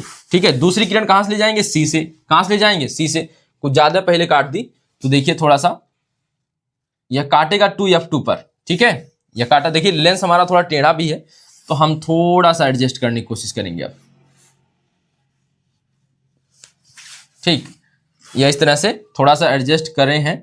तो यहाँ पर देखिए कुछ ज़्यादा अगर बड़ा दिख रहा हो तो यहाँ पे हल्का सा ऊपर कर लेते हैं, और ये जहाँ बना था वहीं ठीक था, तो यहाँ से हम लोग आप लोग प्रकार मतलब फिट से बनाएंगे, स्केल से बनाएंगे तो अच्छा बनेगा। तो अब यहाँ देखिए यह 2f2 हो गया, 2f2 यह प्रतिबिंब वस्तु के बराबर ही बनता है, वस्तु के बराबर ही बनता है। तो देखिए अब क्या लिखेंगे, जब वस्तु 2f1 पर रखी हो तो उसका प्रतिबिंब f2 पर ही बनता है, 2f2 पर ही बनता है, वस्तु के बराबर बनता है, उल्टा बनता है और वास्तविक बनता है। तो आगे बढ़ते हैं, तीसरी स्थिति हो गई। चौथी स्थिति पर आते हैं, जब वस्तु 2f1 और f1 के बीच हो, जब वस्तु 2f1 व f1 के बीच हो। चलिए बात करते हैं इसकी। पहले क्या बनाना है, लेंस बन गया,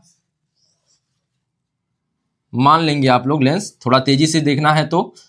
अब यहां देखिए f1, यहां क्या 2f1 और यहां पे क्या हो जाएगा, यहां पे हो जाएगा f2 और यहां पे क्या हो जाएगा 2f2। ठीक है, अब देखिए, अब मान लेते हैं वस्तु को कहां रखना है, वस्तु को 2f1 और f1 के बीच रखना है, यहां पे रख दिया। यहां से पहली किरण क्या चली गई, मुख्य अक्ष के समांतर, तो गुजर कहां से जाएगी, यह गुजर गई किससे, f2 से। किससे गुजर गई, f2 से। दूसरी चली जाएगी c से होकर और यह मिलेगी इधर, ठीक है, और मिलेगी इधर, तो यहां पे बनेगा वस्तु का प्रतिबिंब। अब देखिए यह बना है, इधर कौन आएगा, अनंत, कौन आएगा, अनंत। तो 2f2 और अनंत के बीच क्या लिखेंगे इसको, जब वस्तु 2f1 और f1 के बीच रखी हो तो वस्तु का प्रतिबिंब 2f2 और अनंत के बीच बनता है, वस्तु से बड़ी बनती है, प्रतिबिंब वस्तु से बड़ा बनता है और उल्टा और वास्तविक बनता है, उल्टा और वास्तविक बनता है। तो अगली स्थिति पे आते हैं सीधे, नंबर 4, जब वस्तु f1 और c के बीच रखी हो, f1 पर रखी है अभी, जब वस्तु f1 पर रखी हो,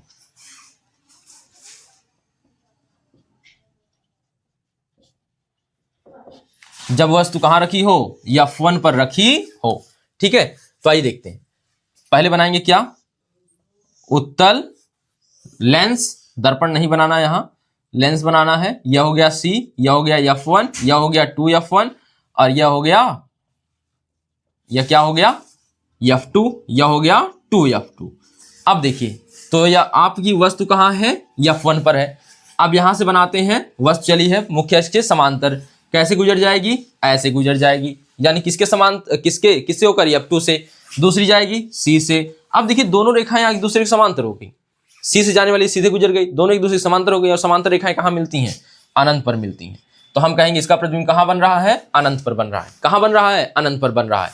तो क्या लिखेंगे, जब वस्तु f1 पर रखी हो, ठीक है, प्रथम वक्रता, प्रथम फोकस पर रखी हो, तो उसका प्रतिबिंब कहां बनता है, 2f2, यानी अनंत पर बनता है। सीधे क्या बोलेंगे, अनंत पर बनता है, वस्तु से बहुत बड़ा बनता है, वास्तविक बनता है, और क्या बनता है, उल्टा बनता है, वास्तविक और उल्टा बनता है। तो आइए देखते हैं, यह हो गई चौथी स्थिति, यह चौथी स्थिति थी। अब आएंगे पांचवी पर, पांचवी स्थिति यहां हो जाएगी और फिर आपकी हो जाएगी, पांचवी नहीं, देखिए यहां पे एक चीज तो कुछ तो छूट रहा है।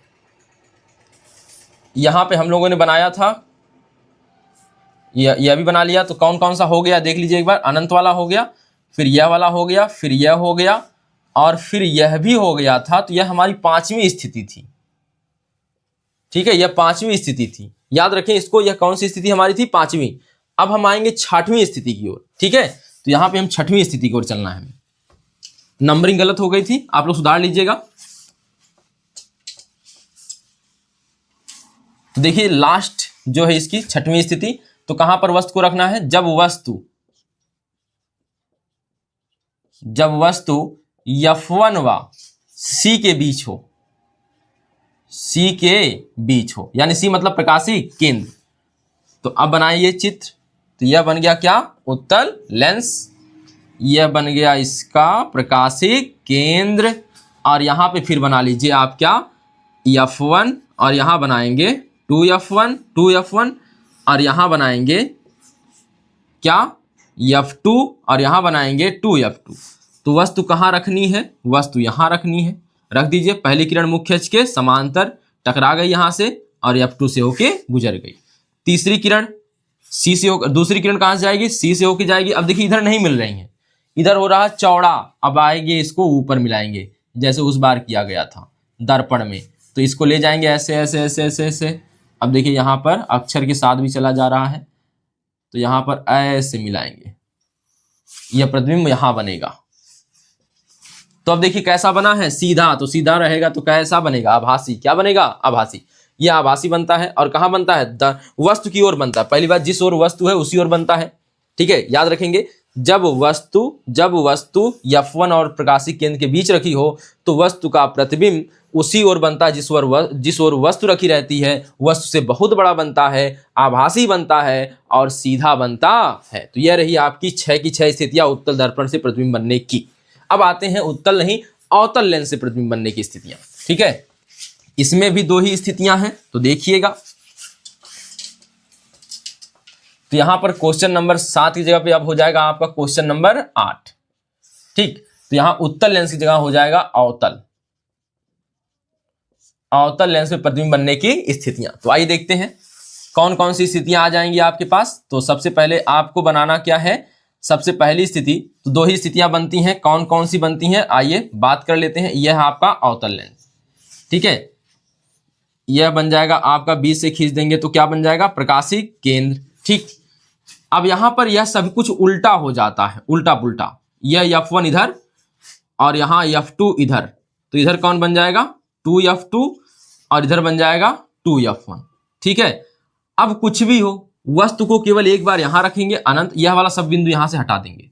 ठीक है, यह वाला बिंदु सभी यहां से हटा देंगे। हटाने का मतलब है F2 रहने दीजिए, बाद में बात कर लेंगे उसकी। एक अनंत पर वस्तु रखेंगे, एक प्रकाशिक केंद्र और इसके बीच, बाकी बिंदु से हमें कोई मतलब नहीं है, हटा भी सकते हैं अभी। ठीक है, तो आइए सबसे पहली स्थिति की बात करते हैं।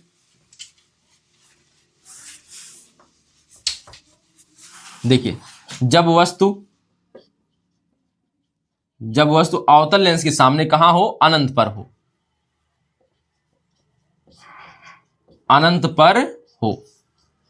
ठीक है, हमेशा जो प्रकाश किरण लौट के आती है ना, वो अपवर्तन के बाद जो जाती गुजरती है समांतर होने के बाद, तो ये F2 से ही या तो जाएगी या तो F2 से निकलती हुई प्रतीत होगी।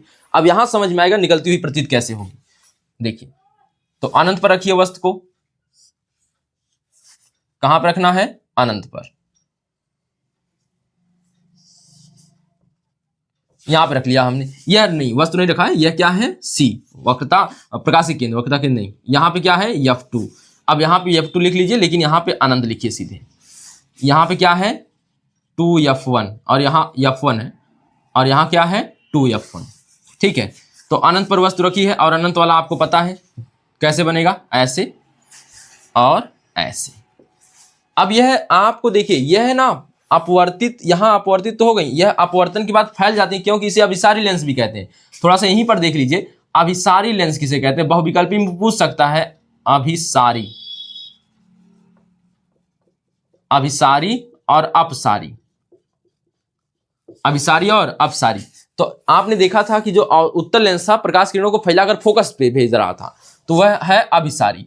तो उत्तल लेंस को कहते हैं अभिसारी लेंस, उत्तल लेंस को क्या कहते हैं, अभिसारी लेंस।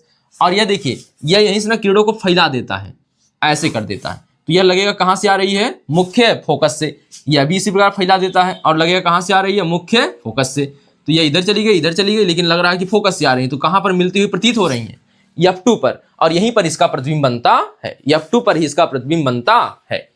ठीक है, तो अपसारी लेंस कौन है, अवतल लेंस। अवतल लेंस कैसा लेंस है, अपसारी लेंस है।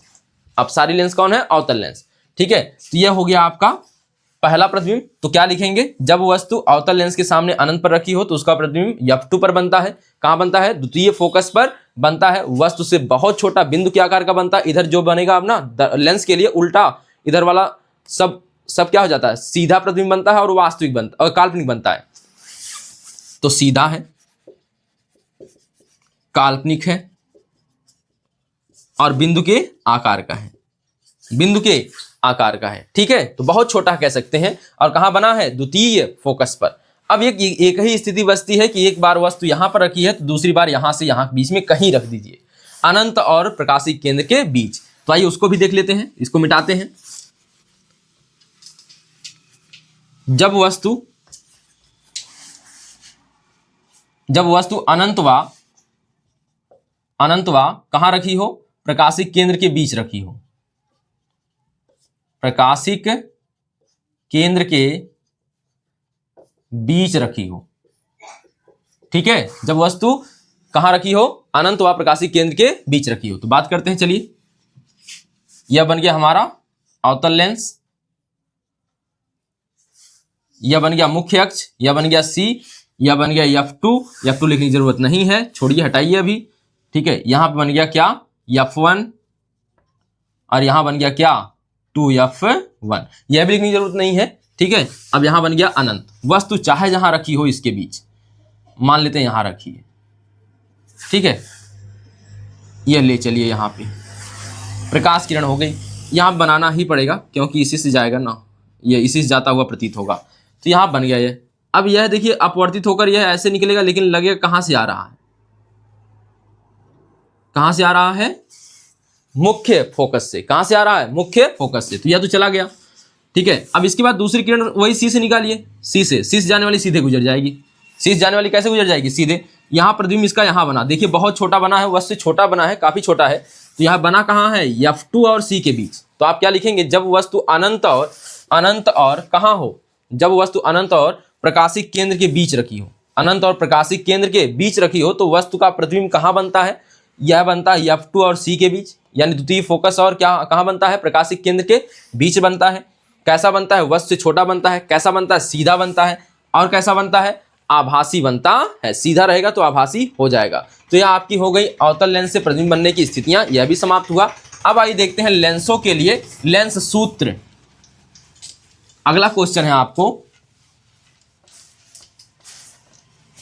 देखिए क्वेश्चन नंबर 9। लेंस के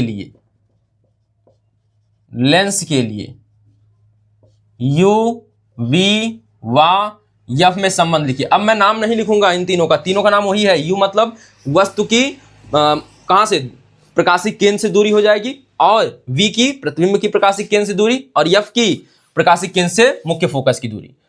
तो F में संबंध लिखिए, में संबंध लिखिए। मैं इतना लिख के काम चलाता हूं। अब देखिए क्या होगा, तो 1/F बराबर 1/V माइनस 1/U हो जाएगा। बाकी नाम आप लिख लेंगे। ठीक है, फिर आ जाएगा क्वेश्चन नंबर 10। तो क्या लिखना है, लेंस के लिए रेखीय आवर्धन का सूत्र लिखिए। लेंस के लिए रेखीय आवर्धन का सूत्र लिखिए। या फिर परिभाषा पूछेगा तो परिभाषा सेम है, इसलिए मैं परिभाषा के लिए क्वेश्चन नहीं लिख रहा हूं। जो रेखीय आवर्धन दर्पण के लिए होता है वही यहां पर भी होता है। तो प्रतिबिंब की लंबाई और उसकी लंबाई के अनुपात को रेखीय आवर्धन कहते हैं, चाहे वो लेंस हो चाहे दर्पण हो। ठीक है, तो यहां रेखीय आवर्धन का सूत्र लिखिए। अब देखिए के लिए सूत्र लिखिए, तो आइए लिखते हैं। तो यहां पे होता है m बराबर I/O बराबर V/U। यह दर्पण के लिए क्या था, m बराबर I/O बराबर माइनस V/U। ठीक है, शायद मैं वहां पे, अगर आप ध्यान दीजिएगा कि क्या मैं चिन्ह भूल गया था क्या दर्पण में, तो आप देख लीजिएगा उसको। ठीक है, तो यहां पे चिन्ह रहेगा दर्पण के लिए, यह दर्पण के लिए है, और यह किसके लिए है, लेंस के लिए। तो सूत्र लिख लेंगे, नाम सबका स्पष्ट कर देंगे। I माने ऑब्जेक्ट माने वस्तु की लंबाई, और नहीं इमेज है, I मतलब इमेज, प्रतिबिंब की लंबाई, O फॉर ऑब्जेक्ट यानी वस्तु की लंबाई, U फॉर प्रतिबिंब की दूरी, U फॉर वस्तु की दूरी, और M मतलब आवर्धन। ठीक है, तो आप इसको नोट कर लीजिएगा। अब देखिए, अब आते हैं लेंस की क्षमता। इसी पर देख लेते हैं क्वेश्चन नंबर 11। लेंस की क्षमता से आप क्या समझते हैं,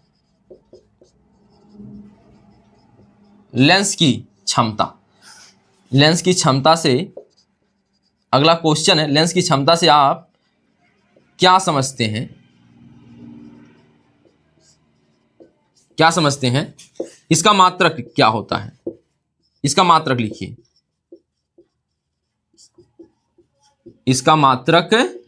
देखिए सबसे पहले मैं सूत्र से समझाता हूं। यह P बराबर होता है, इसको P से दर्शाते हैं, P बराबर 1/F। ठीक है, अगर यह मीटर में है फोकस दूरी तो, ठीक है, फोकस दूरी अगर मीटर में है, या फिर लिख सकते हैं P बराबर 100/F, और यह F क्या होगा, सेंटीमीटर में। ठीक है, तो आप यह लिख सकते हैं, यदि फोकस दूरी मीटर में दी गई हो तो फोकस दूरी के व्युत्क्रम को क्या कहते हैं, लेंस की क्षमता कहते हैं। ठीक है, आप लिखेंगे उत्तर, यहाँ पे उत्तर यहाँ शुरुआत करेंगे, आप यहाँ से नहीं शुरुआत करेंगे। ठीक है, मैं इसको हटा ही देता हूँ अभी, आपको मीटर वाला यूज करना है। 1/f यहाँ पे जब लिख रहे हैं तो 1/f को व्युत्क्रम पढ़ा जाता है, ठीक है। 1/f क्या है, यहाँ पे अगर हम p बराबर 1/f लिख रहे हैं तो इसका मतलब है f का व्युत्क्रम, f का व्युत्क्रम किसके बराबर है, p के बराबर है। इसे कहते हैं f का व्युत्क्रम p की क्या है, बराबर है। और यह f किस में होगा, तब मीटर में होगा। तो आप यह लिखेंगे कि मीटर में हो, ठीक है। तो यहाँ पे मैं उत्तर को लिखता हूं, उत्तर लिखेंगे लेंस की क्षमता, लेंस की क्षमता कोष्टक में लिख लीजिएगा p, लेंस की क्षमता लेंस की फोकस दूरी के व्युत्क्रम के बराबर होती है। लेंस की क्षमता लेंस की फोकस दूरी, लेंस की फोकस दूरी के व्युत्क्रम के बराबर होती है, बराबर होती है जब फोकस दूरी मीटर में दी गई हो।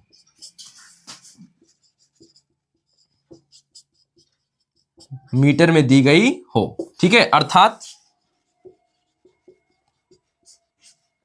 P बराबर 1/f मीटर में, ठीक है। यह मीटर में है मतलब, या अब इसी को लिख सकते हैं सेंटीमीटर में बदल देंगे तो P बराबर 100/f सेंटीमीटर। यह किस में रहेगा, सेंटीमीटर में। इसमें सवाल एक बहुविकल्पी पक्का बनता है, तो इसको याद रख लेंगे। लेंस की क्षमता से आप क्या समझते हैं, ठीक है। चिन्ह का बहुत ध्यान रखना होता है इसमें। इसका मात्रक क्या होता है, यहीं पे लिख लीजिए। इसका मात्रक नीचे लिखेंगे, इसका मात्रक डायोप्टर होता है। इसका मात्रक डायोप्टर, इसे कैपिटल डी से दर्शाते हैं, ठीक है। मान लेते हैं किसी लेंस की फोकस दूरी दी गई है, फोकस दूरी 25 सेंटीमीटर, तो इसकी क्षमता पूछ रहा है। अब +25 दी गई है, ठीक है, +25 दी गई है, इसकी क्षमता पूछ रहा है। तो यह बराबर दिया +25, तो क्या हो जाएगा, सेंटीमीटर में है तो 100 बटा, सेंटीमीटर वाला सूत्र लगाएंगे, 100/f सेंटीमीटर दिया है ना, तो 25 सेंटीमीटर, 25 चौके 100 +4 डायोप्टर आंसर हो जाएगा। +4 डायोप्टर, तो प्लस आपको रखना है, चिन्ह के साथ लिखा जाता है क्षमता को, तो यह हो जाएगा आंसर। इस प्रकार से क्वेश्चन कई पूछ सकते हैं, बहुविकल्पी में पक्का एक आध क्वेश्चन पूछा जाएगा। अब हम बात करते हैं लेंस की क्षमता हो गई, यह तीनों क्वेश्चन हो गए, इस पे सवाल लगते हैं, इन दोनों पे सवाल लगते हैं। अब आइए देखते हैं आगे, तो आगे क्या बचेगा। अब हमारे लिए है ना नेत्र, क्या है, नेत्र। आपके पास अगला टॉपिक है, तो हम क्वेश्चन कौन सा कर रहे थे मैं भूल गया, ठीक है। तो क्वेश्चन नंबर 9 शायद हुआ था, तो आप क्वेश्चन नंबर 10 देखते हैं, आप मिला लीजिएगा क्रम। तो क्वेश्चन नंबर हमारे पास अब कौन सा आ जाएगा, 10।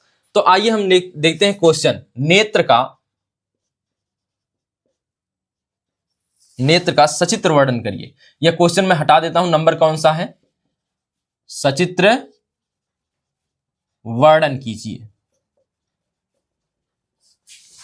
नेत्र का सचित्र वर्णन कीजिए, ठीक है। तो आइए जल्दी तेजी से समझते हुए हम लोग आगे बढ़ते हैं।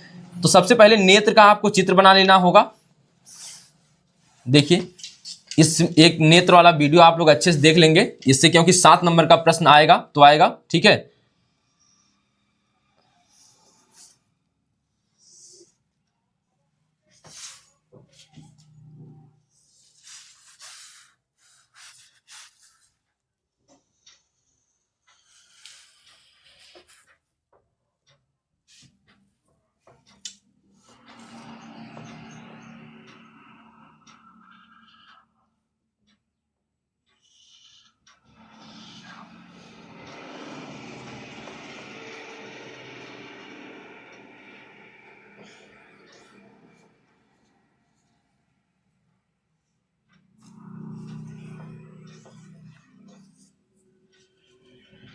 तो चित्र देखते रहिएगा आसानी से, ताकि बना सकें, ठीक है। तो देखिए,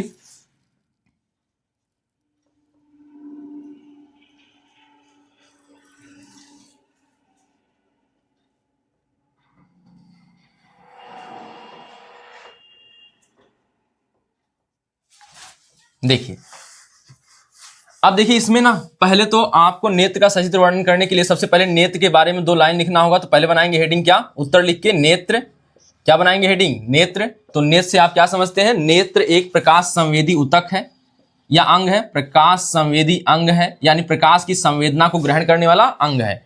तो प्रकाश संवेदी अंग है, इसके माध्यम से ही हम संसार की वस्तुओं को देख पाते हैं। इतना लिख लेंगे, हो जाएगा। अब लिखेंगे नेत्र के भाग, अगली हेडिंग हो जाएगी नेत्र के भाग। अब देखिए नेत्र के भाग में लिखूंगा नहीं, नाम बोलूंगा सबका और यहाँ पे नाम लिख दूंगा, उसके बारे में केवल बता दूंगा। सबसे पहली पटल को कहते हैं दृढ़ पटल, दृढ़ पटल। इसके बाद वाली कहलाती है रक्तक पटल, रक्तक पटल। इसके बाद वाली कहलाती है दृष्टि पटल, दुष्ट नहीं है, दृष्टि पटल है। और इसे ही कहते हैं रेटिना, कैटरीना, रेटिना कहते हैं, ठीक है। इसके बाद आ जाएंगे, सामने आ जाइए, तो इसे कहते हैं कार्निया, करीना नहीं, कार्निया, ठीक है, कॉर्निया। इसके बाद चलेंगे तो अंदर जा एक द्रव भरा रहता है, इसे कहते हैं जलीय द्रव, क्या कहते हैं, जलीय द्रव। इसके बाद यहां आएंगे तो इसे कहते हैं नेत्र लेंस, नेत्र लेंस। यह देखिए यहां से बंधा हुआ इसके है, तो यहां भी बांधे हुए हैं नेत्र लेंस को, इसे कहते हैं आइरिस, क्या कहते हैं, आइरिस, ठीक है। अब यह बीच में खाली स्थान रहता है नेत्र लेंस के सामने, इसे कहते हैं पुतली, पुतली, ठीक है। अंदर चलेंगे तो यह पूरा कक्ष होता है, इसे काचाभ कक्ष बोलते हैं। और इसमें एक द्रव भरा रहता है जिसे हम कहते हैं काचाभ द्रव, काचाभ द्रव, ठीक है, द्रव। और यहां पे एक बिंदु होता है जिसे कहते हैं पीत बिंदु, जिसकी सुग्राहिता सबसे अधिक होती है और इसी कारण इसका प्रतिबिंब यहां पे सबसे स्पष्ट दिखता है। यह है अंध बिंदु, अंध बिंदु, अंध बिंदु, ठीक है।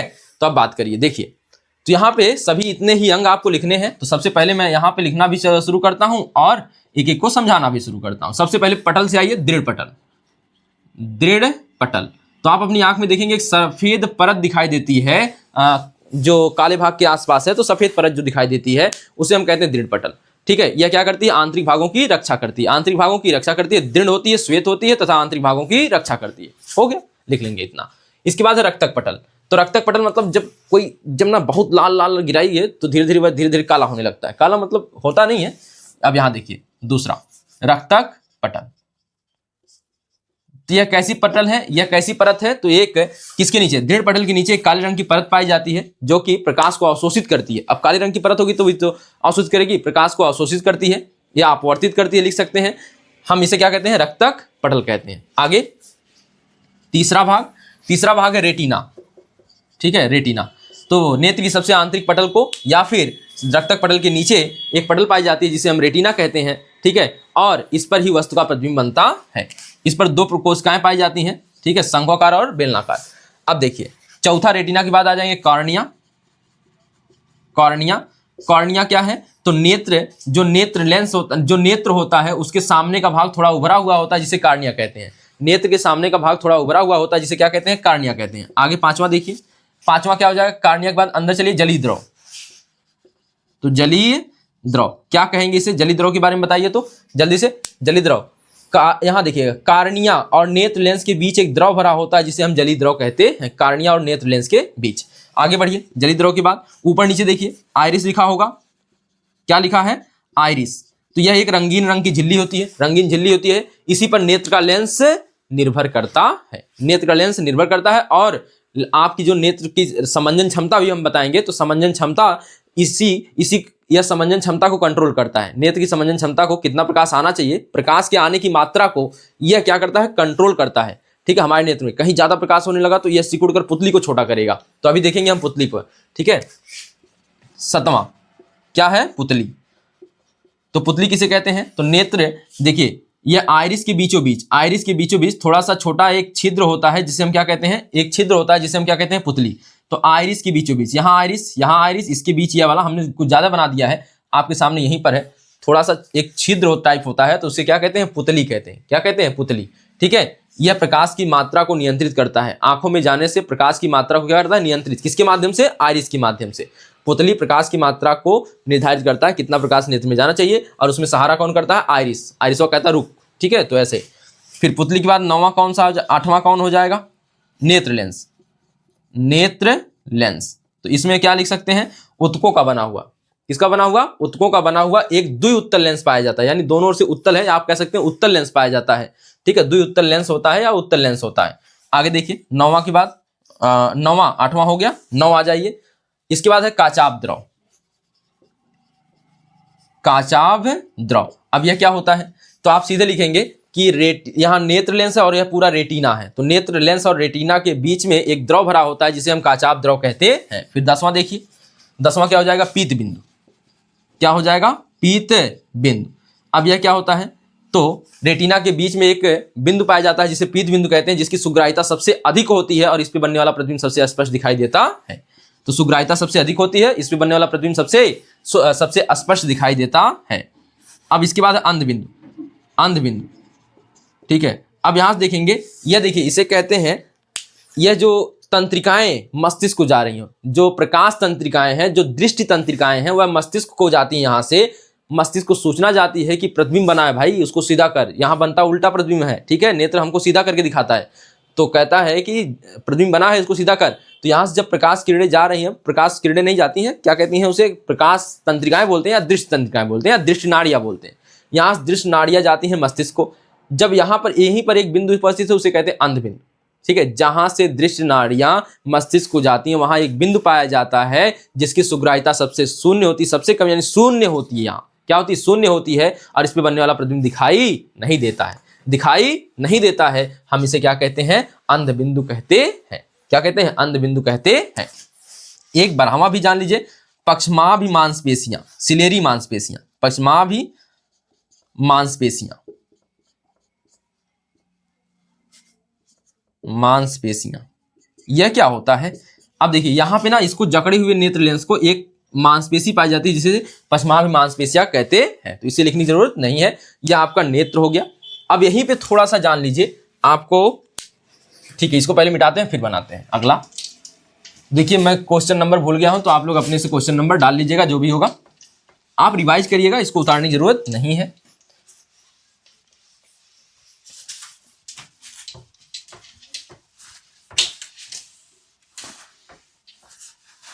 ठीक है, अब देखिए क्वेश्चन,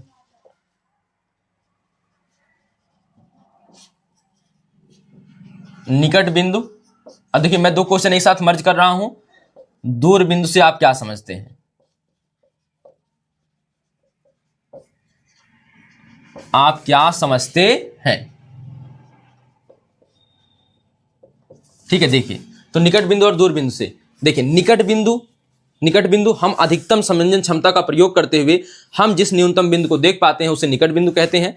और बिना समंजन क्षमता का प्रयोग किए हुए, अब समंजन क्षमता क्या होती है विवाद में बता रहे हैं, बिना समंजन क्षमता का प्रयोग करते हुए हम जिस बिंदु को देख पाते हैं नेत्र से, जिस दूरी तक की वस्तु को देख पाते हैं, बिना समंजन क्षमता का प्रयोग किए हुए अधिकतम जिस दूरी को देख पाते हैं उसे हम कहते हैं दूर बिंदु। ठीक है, सामान्य व्यक्ति के लिए, अब देखिए परिभाषा नहीं लिखूंगा, यहाँ पे निकट बिंदु होता है 25 सेंटीमीटर सामान्य व्यक्ति के लिए, यानी जिसमें जो स्वस्थ मनुष्य है उसके लिए 25 सेंटीमीटर। और यह होता है अनंत। दूर बिंदु क्या होता है, अनंत। आप देखते होंगे कि दूर तक हम जब देखते हैं तो आराम से देख लेते हैं, नजदीक की वस्तु धीरे धीरे पास लाते हैं तो देख नहीं पाते हैं, आंखें फैलानी पड़ती हैं। तो हम अधिकतम समंजन क्षमता का प्रयोग करते हुए न्यूनतम दूरी पर रखी जिस वस्तु को देख पाते हैं वही दूरी जो होती है हमारी निकट बिंदु कहलाती है। और दूर बिंदु किसे कहते हैं, तो नेत्र के सामने का अधिकतम दूरी पर स्थित वह बिंदु जिसे हम बिना समंजन क्षमता का प्रयोग करते हुए स्पष्ट देख पाते हैं उसे दूर बिंदु कहते हैं। स्पष्ट हो गया होगा। क्वेश्चन बनने की संभावना यही है बहुविकल्पी में, दूर बिंदु क्या होता है स्वस्थ मनुष्य का और निकट बिंदु क्या होता है, यही बनेगा क्वेश्चन। ठीक है, तो आप इसे देख चुके। अब समंजन क्षमता एक बार शब्द आ रहा है, तो समंजन क्षमता का मतलब होता है नेत्र लेंस की फोकस दूरी और बढ़ाने और घटाने की क्षमता को समंजन क्षमता कहते हैं। क्वेश्चन तो नहीं बनेगा, फिलहाल केवल सुन लीजिए। नेत्र लेंस की फोकस दूरी को घटाने और बढ़ाने की क्षमता को क्या कहते हैं, समंजन क्षमता कहते हैं। ठीक है, तो यह समंजन क्षमता में भूमिका कौन निभाता है, पुतली। प्रकाश की किरणें जब अधिक आती हैं तो आप देखते हैं पुतली छोटी होती है, इस तरह से हम कहते हैं, क्या कहते हैं इसे, समंजन क्षमता। ठीक है, तो नेत्र लेंस की समंजन क्षमता क्या होती है, नेत्र लेंस की फोकस दूरी को घटाने और बढ़ाने की क्षमता को ही नेत्र लेंस की समंजन क्षमता कहते हैं। आगे देखिए क्वेश्चन अगला देखिए। अब यहाँ पे इसको मिटाते हैं पहले, अब यहाँ पे हम लिखते हैं अगला क्वेश्चन। क्वेश्चन देखिएगा, निकट दृष्टि दोष से आप क्या समझते हैं। निकट दृष्टि दोष से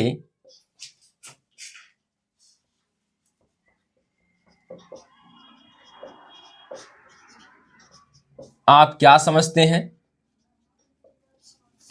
हैं, इसके कारण व निवारण लिखिए। इसके कारण व निवारण लिखिए। इसके कारण व निवारण लिखिए। तो आपको पता है निकट दृष्टि दोष, देखिए 60 में बनाता हूं, आप लोग परिभाषा के रूप में लिखेंगे, पढ़ाया गया है आपको।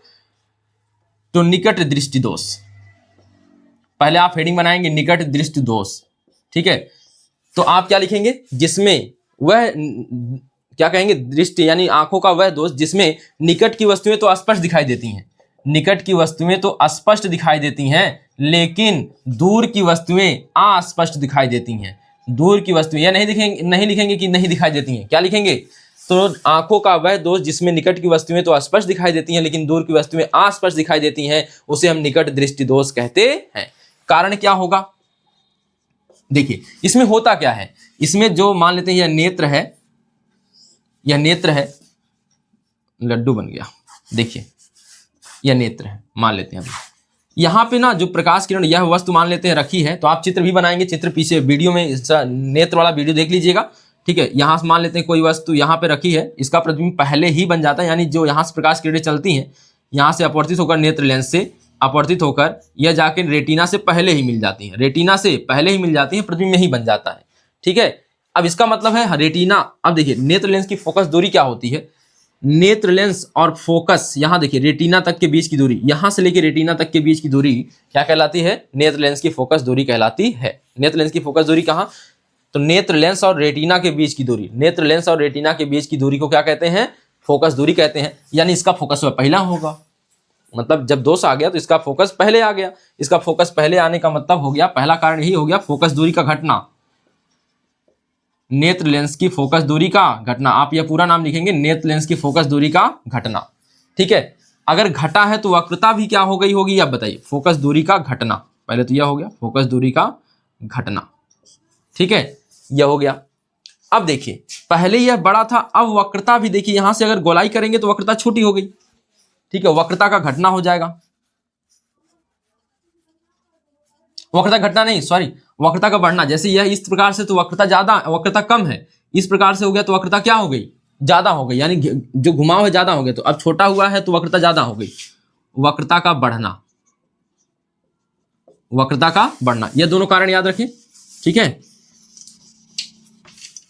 अगर लिखना चाहते हैं तो एक और लिख सकते हैं, द्वारक का व्यास बढ़ जाना, द्वारक का व्यास बढ़ जाना, नेत्र द्वारक का व्यास क्या हो जाना, नेत्र द्वारक का व्यास बढ़ जाना, यह भी लिख सकते हैं। निवारण क्या लिखेंगे, आप निवारण का भी चित्र बनाएंगे, ठीक है। तो यहाँ निवारण क्या होगा, तो निकट, देखिए निकट एक शब्द, 3 शब्द है, तो 4 शब्दों वाला लेंस कौन है, अवतल, तो इसका निवारण उचित फोकस दूरी के अवतल लेंस द्वारा किया जाता है, तो आप यहाँ लिख लेंगे अवतल लेंस, ठीक है। अगले क्वेश्चन की ओर बढ़ते हैं, दूरदृष्टि दोष से आप क्या समझते हैं। अब देखिए मैं केवल परिवर्तन कर रहा हूं यहां पर, दूरदृष्टि दोष से आप क्या समझते हैं, इसके कारण और निवारण लिखिए, ठीक है। तो अब बताइए, दूरदृष्टि दोष लिखेंगे, आंखों का वह दोष जिसमें दूर की वस्तुएं स्पष्ट, जो दोष वही स्पष्ट, ठीक, जो दोष वही स्पष्ट दिखाई देगा। नेत्र का वह दोष जिसमें दूर की वस्तुएं स्पष्ट दिखाई देती हैं लेकिन नजदीक की वस्तुएं स्पष्ट नहीं दिखाई देती हैं, उसे हम कहते हैं दूरदृष्टि दोष। तो यहां दूर की वस्तुएं स्पष्ट, दूर की वस्तुएं कैसी रहेंगी, स्पष्ट, और नजदीक की क्या रहेंगी, निकट की कह सकते हैं अस्पष्ट, ठीक है। कारण क्या हो जाएगा, इस बार ना जो प्रतिबिंब होता है, मान लेते हैं रेटिना है, इससे बाहर जाके बनता है, तो यानी फोकस दूरी क्या हो गई, बढ़ गई, वक्रता क्या हो गई होगी, घट गई, तो कारण हो गया फोकस दूरी का बढ़ना, फोकस दूरी का बढ़ना। और क्या लिखेंगे, वक्रता का घटना, वक्रता का घटना, और लिख सकते हैं नेत्र गोलक के व्यास का क्या घटना, ठीक है। आप दोनों यही कारण चलाइए बस। इसके बाद क्या हो जाएगा, इसके बाद आपके पास है निवारण, निवारण का भी चित्र बनेगा, तो आप केवल इतना यहां लिखेंगे। अब द्वि अक्षर का है तो एक अक्षर जोड़ेंगे, 3 अक्षर हो जाएगा, और 3 अक्षर का लेंस कौन है, उत्तल लेंस, ठीक है, उत्तल लेंस। इसका निवारण उचित फोकस दूरी के उत्तल लेंस द्वारा किया जाता है। तो यह रहा आपका निकट दिश दोष और दूर दिश दोष। आइए आगे क्वेश्चन देखते हैं। अब यहां पे आपको एक मिलेगा कि अपवर्तनांक और प्रकाश की चाल में संबंध, एक क्वेश्चन है, इस पे सवाल बनेंगे, केवल मैं ऐसे ही बता देता हूं। अपवर्तनांक व प्रकाश की चाल में संबंध, प्रकाश की चाल में संबंध। ठीक है, देखिए अपवर्तनांक व प्रकाश की चाल में संबंध, तो यहां पे अपवर्तनांक को n से दर्शाते हैं और प्रकाश की चाल को c से दर्शाते हैं। तो n बराबर होता है c/v, यह सूत्र याद कर लीजिएगा, जहां n अपवर्तनांक है, c प्रकाश की चाल है और किसी माध्यम में प्रकाश का वेग है। v क्या है? किसी माध्यम में प्रकाश का वेग है। और c मतलब क्या है? निर्वात में प्रकाश की चाल। c मतलब यहाँ निर्वात में प्रकाश की चाल है। और v क्या है? किसी माध्यम में, मान लेते हैं अगर शीशा है तो यहाँ लिख देंगे G, तो ग्लास में प्रकाश की चाल है। अगर पानी है तो यहाँ लिख देंगे W, पानी में प्रकाश की चाल है। और C लिखा है तो C मतलब होता है निर्वात में प्रकाश की चाल। C मतलब निर्वात में प्रकाश की चाल, निर्वात में प्रकाश की चाल। और यह कितना होता है यह बताइए? यह होता है 3 × 10⁸ मीटर प्रति सेकेंड। इसका मान तो पता होता है इसका, और इसमें से एक मान दे देगा तो आप लगा लेंगे सवाल को। ठीक है, तो यह भी हो गया आपका अपवर्तनांक व प्रकाश की चाल में संबंध। अब देखिए अगला क्वेश्चन। अब हमारे पास अगला क्वेश्चन है वर्ण विक्षेपण। वर्ण विक्षेपण तो क्वेश्चन तो भूल ही गया हूं, तो देखिए वर्ण विक्षेपण, वर्ण विक्षेपण। तो आपको पता है कि प्रिज्म से जब कोई श्वेत प्रकाश किरण टकराती है तो यह कै रंगों में विभक्त हो जाती है? 7। 1 2 3 4 5 6, एक और बना लीजिए इस प्रकार से। तब जब कोई प्रकाश किरण किसी प्रिज्म से टकराती है, श्वेत प्रकाश किरण किसी प्रिज्म से टकराती है तो 7 रंगों में विभक्त हो जाती है, 7 रंगों में। और सबका नाम क्या है? VIBGYOR या बैजनी हपी नाला, बैजनी हपी नाला। ठीक है, तो यह विबग्योर कह सकते हैं या बैजनी हपी नाला कह सकते हैं। ठीक है, 7 रंग होते हैं। ठीक है, अब इसमें सबसे अधिक विचलन किसका होता है? बैगनी रंग का। और सबसे कम विचलन किसका होता है? लाल रंग का। यह याद रखना है, इसलिए खतरे का रंग लाल होता है, इसका विचलन सबसे कम होता है, यानी सबसे प्रकीर्णन सबसे कम होता है। प्रकीर्णन के बारे में भी जानेंगे। ठीक है, तो वर्ण विक्षेपण क्या है? तो श्वेत प्रकाश का, श्वेत चित्र के साथ लिखेंगे, श्वेत प्रकाश का या सूर्य के प्रकाश का किसी प्रिज्म से टकराकर, किसी प्रिज्म से टकराकर 7 रंगों में विभक्त होने की प्रक्रिया क्या कहलाती है? वर्ण विक्षेपण कहलाती है। तो यह कौन सा आकार है? यह जो है यह क्या बना है? प्रिज्म। तो जब कोई प्रकाश किरण किसी प्रिज्म से टकराती है, कोई मतलब श्वेत प्रकाश, जब कोई श्वेत प्रकाश किरण प्रिज्म से टकराती है तो वह 7 रंगों में विभक्त हो जाती है, इसे ही वर्ण विक्षेपण कहा जाता है। इन 7 रंगों के समूह को स्पेक्ट्रम कहा जाता है। क्या कहा जाता है? स्पेक्ट्रम कहा जाता है। ठीक है, यह हो गया वर्ण विक्षेपण। इसके बाद दूसरा क्वेश्चन, अगला क्वेश्चन है इससे संबंधित, क्या है? प्रकीर्णन। सबसे पहले लिख लीजिए वायुमंडलीय अपवर्तन, वायुमंडलीय अपवर्तन, इसको केवल सुन लीजिए। ठीक है, जल्दी नहीं पूछा जाता है तो इसलिए केवल सुन लीजिए।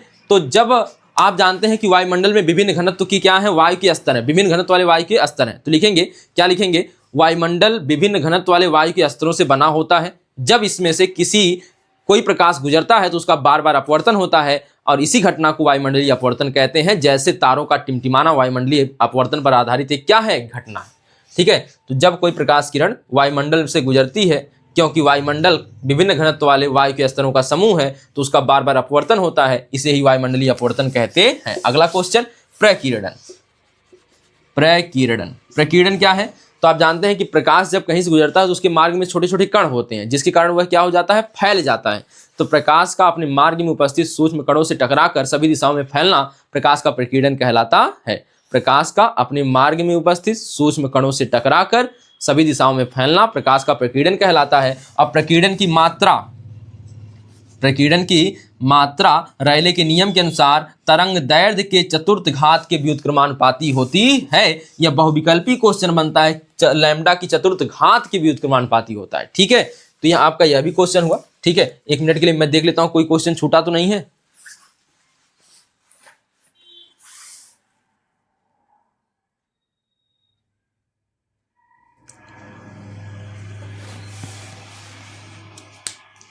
तो जो भी इंपॉर्टेंट क्वेश्चन थे हो गए हैं, ठीक है।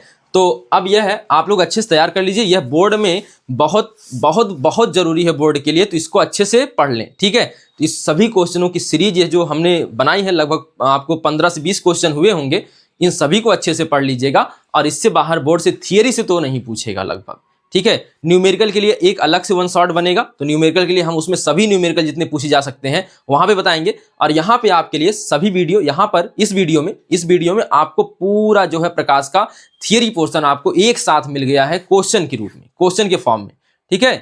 तो यहाँ पे हम इस वीडियो को रोकते हैं और मिलते हैं फिर अगले वीडियो में एक अन्य टॉपिक के साथ। धन्यवाद।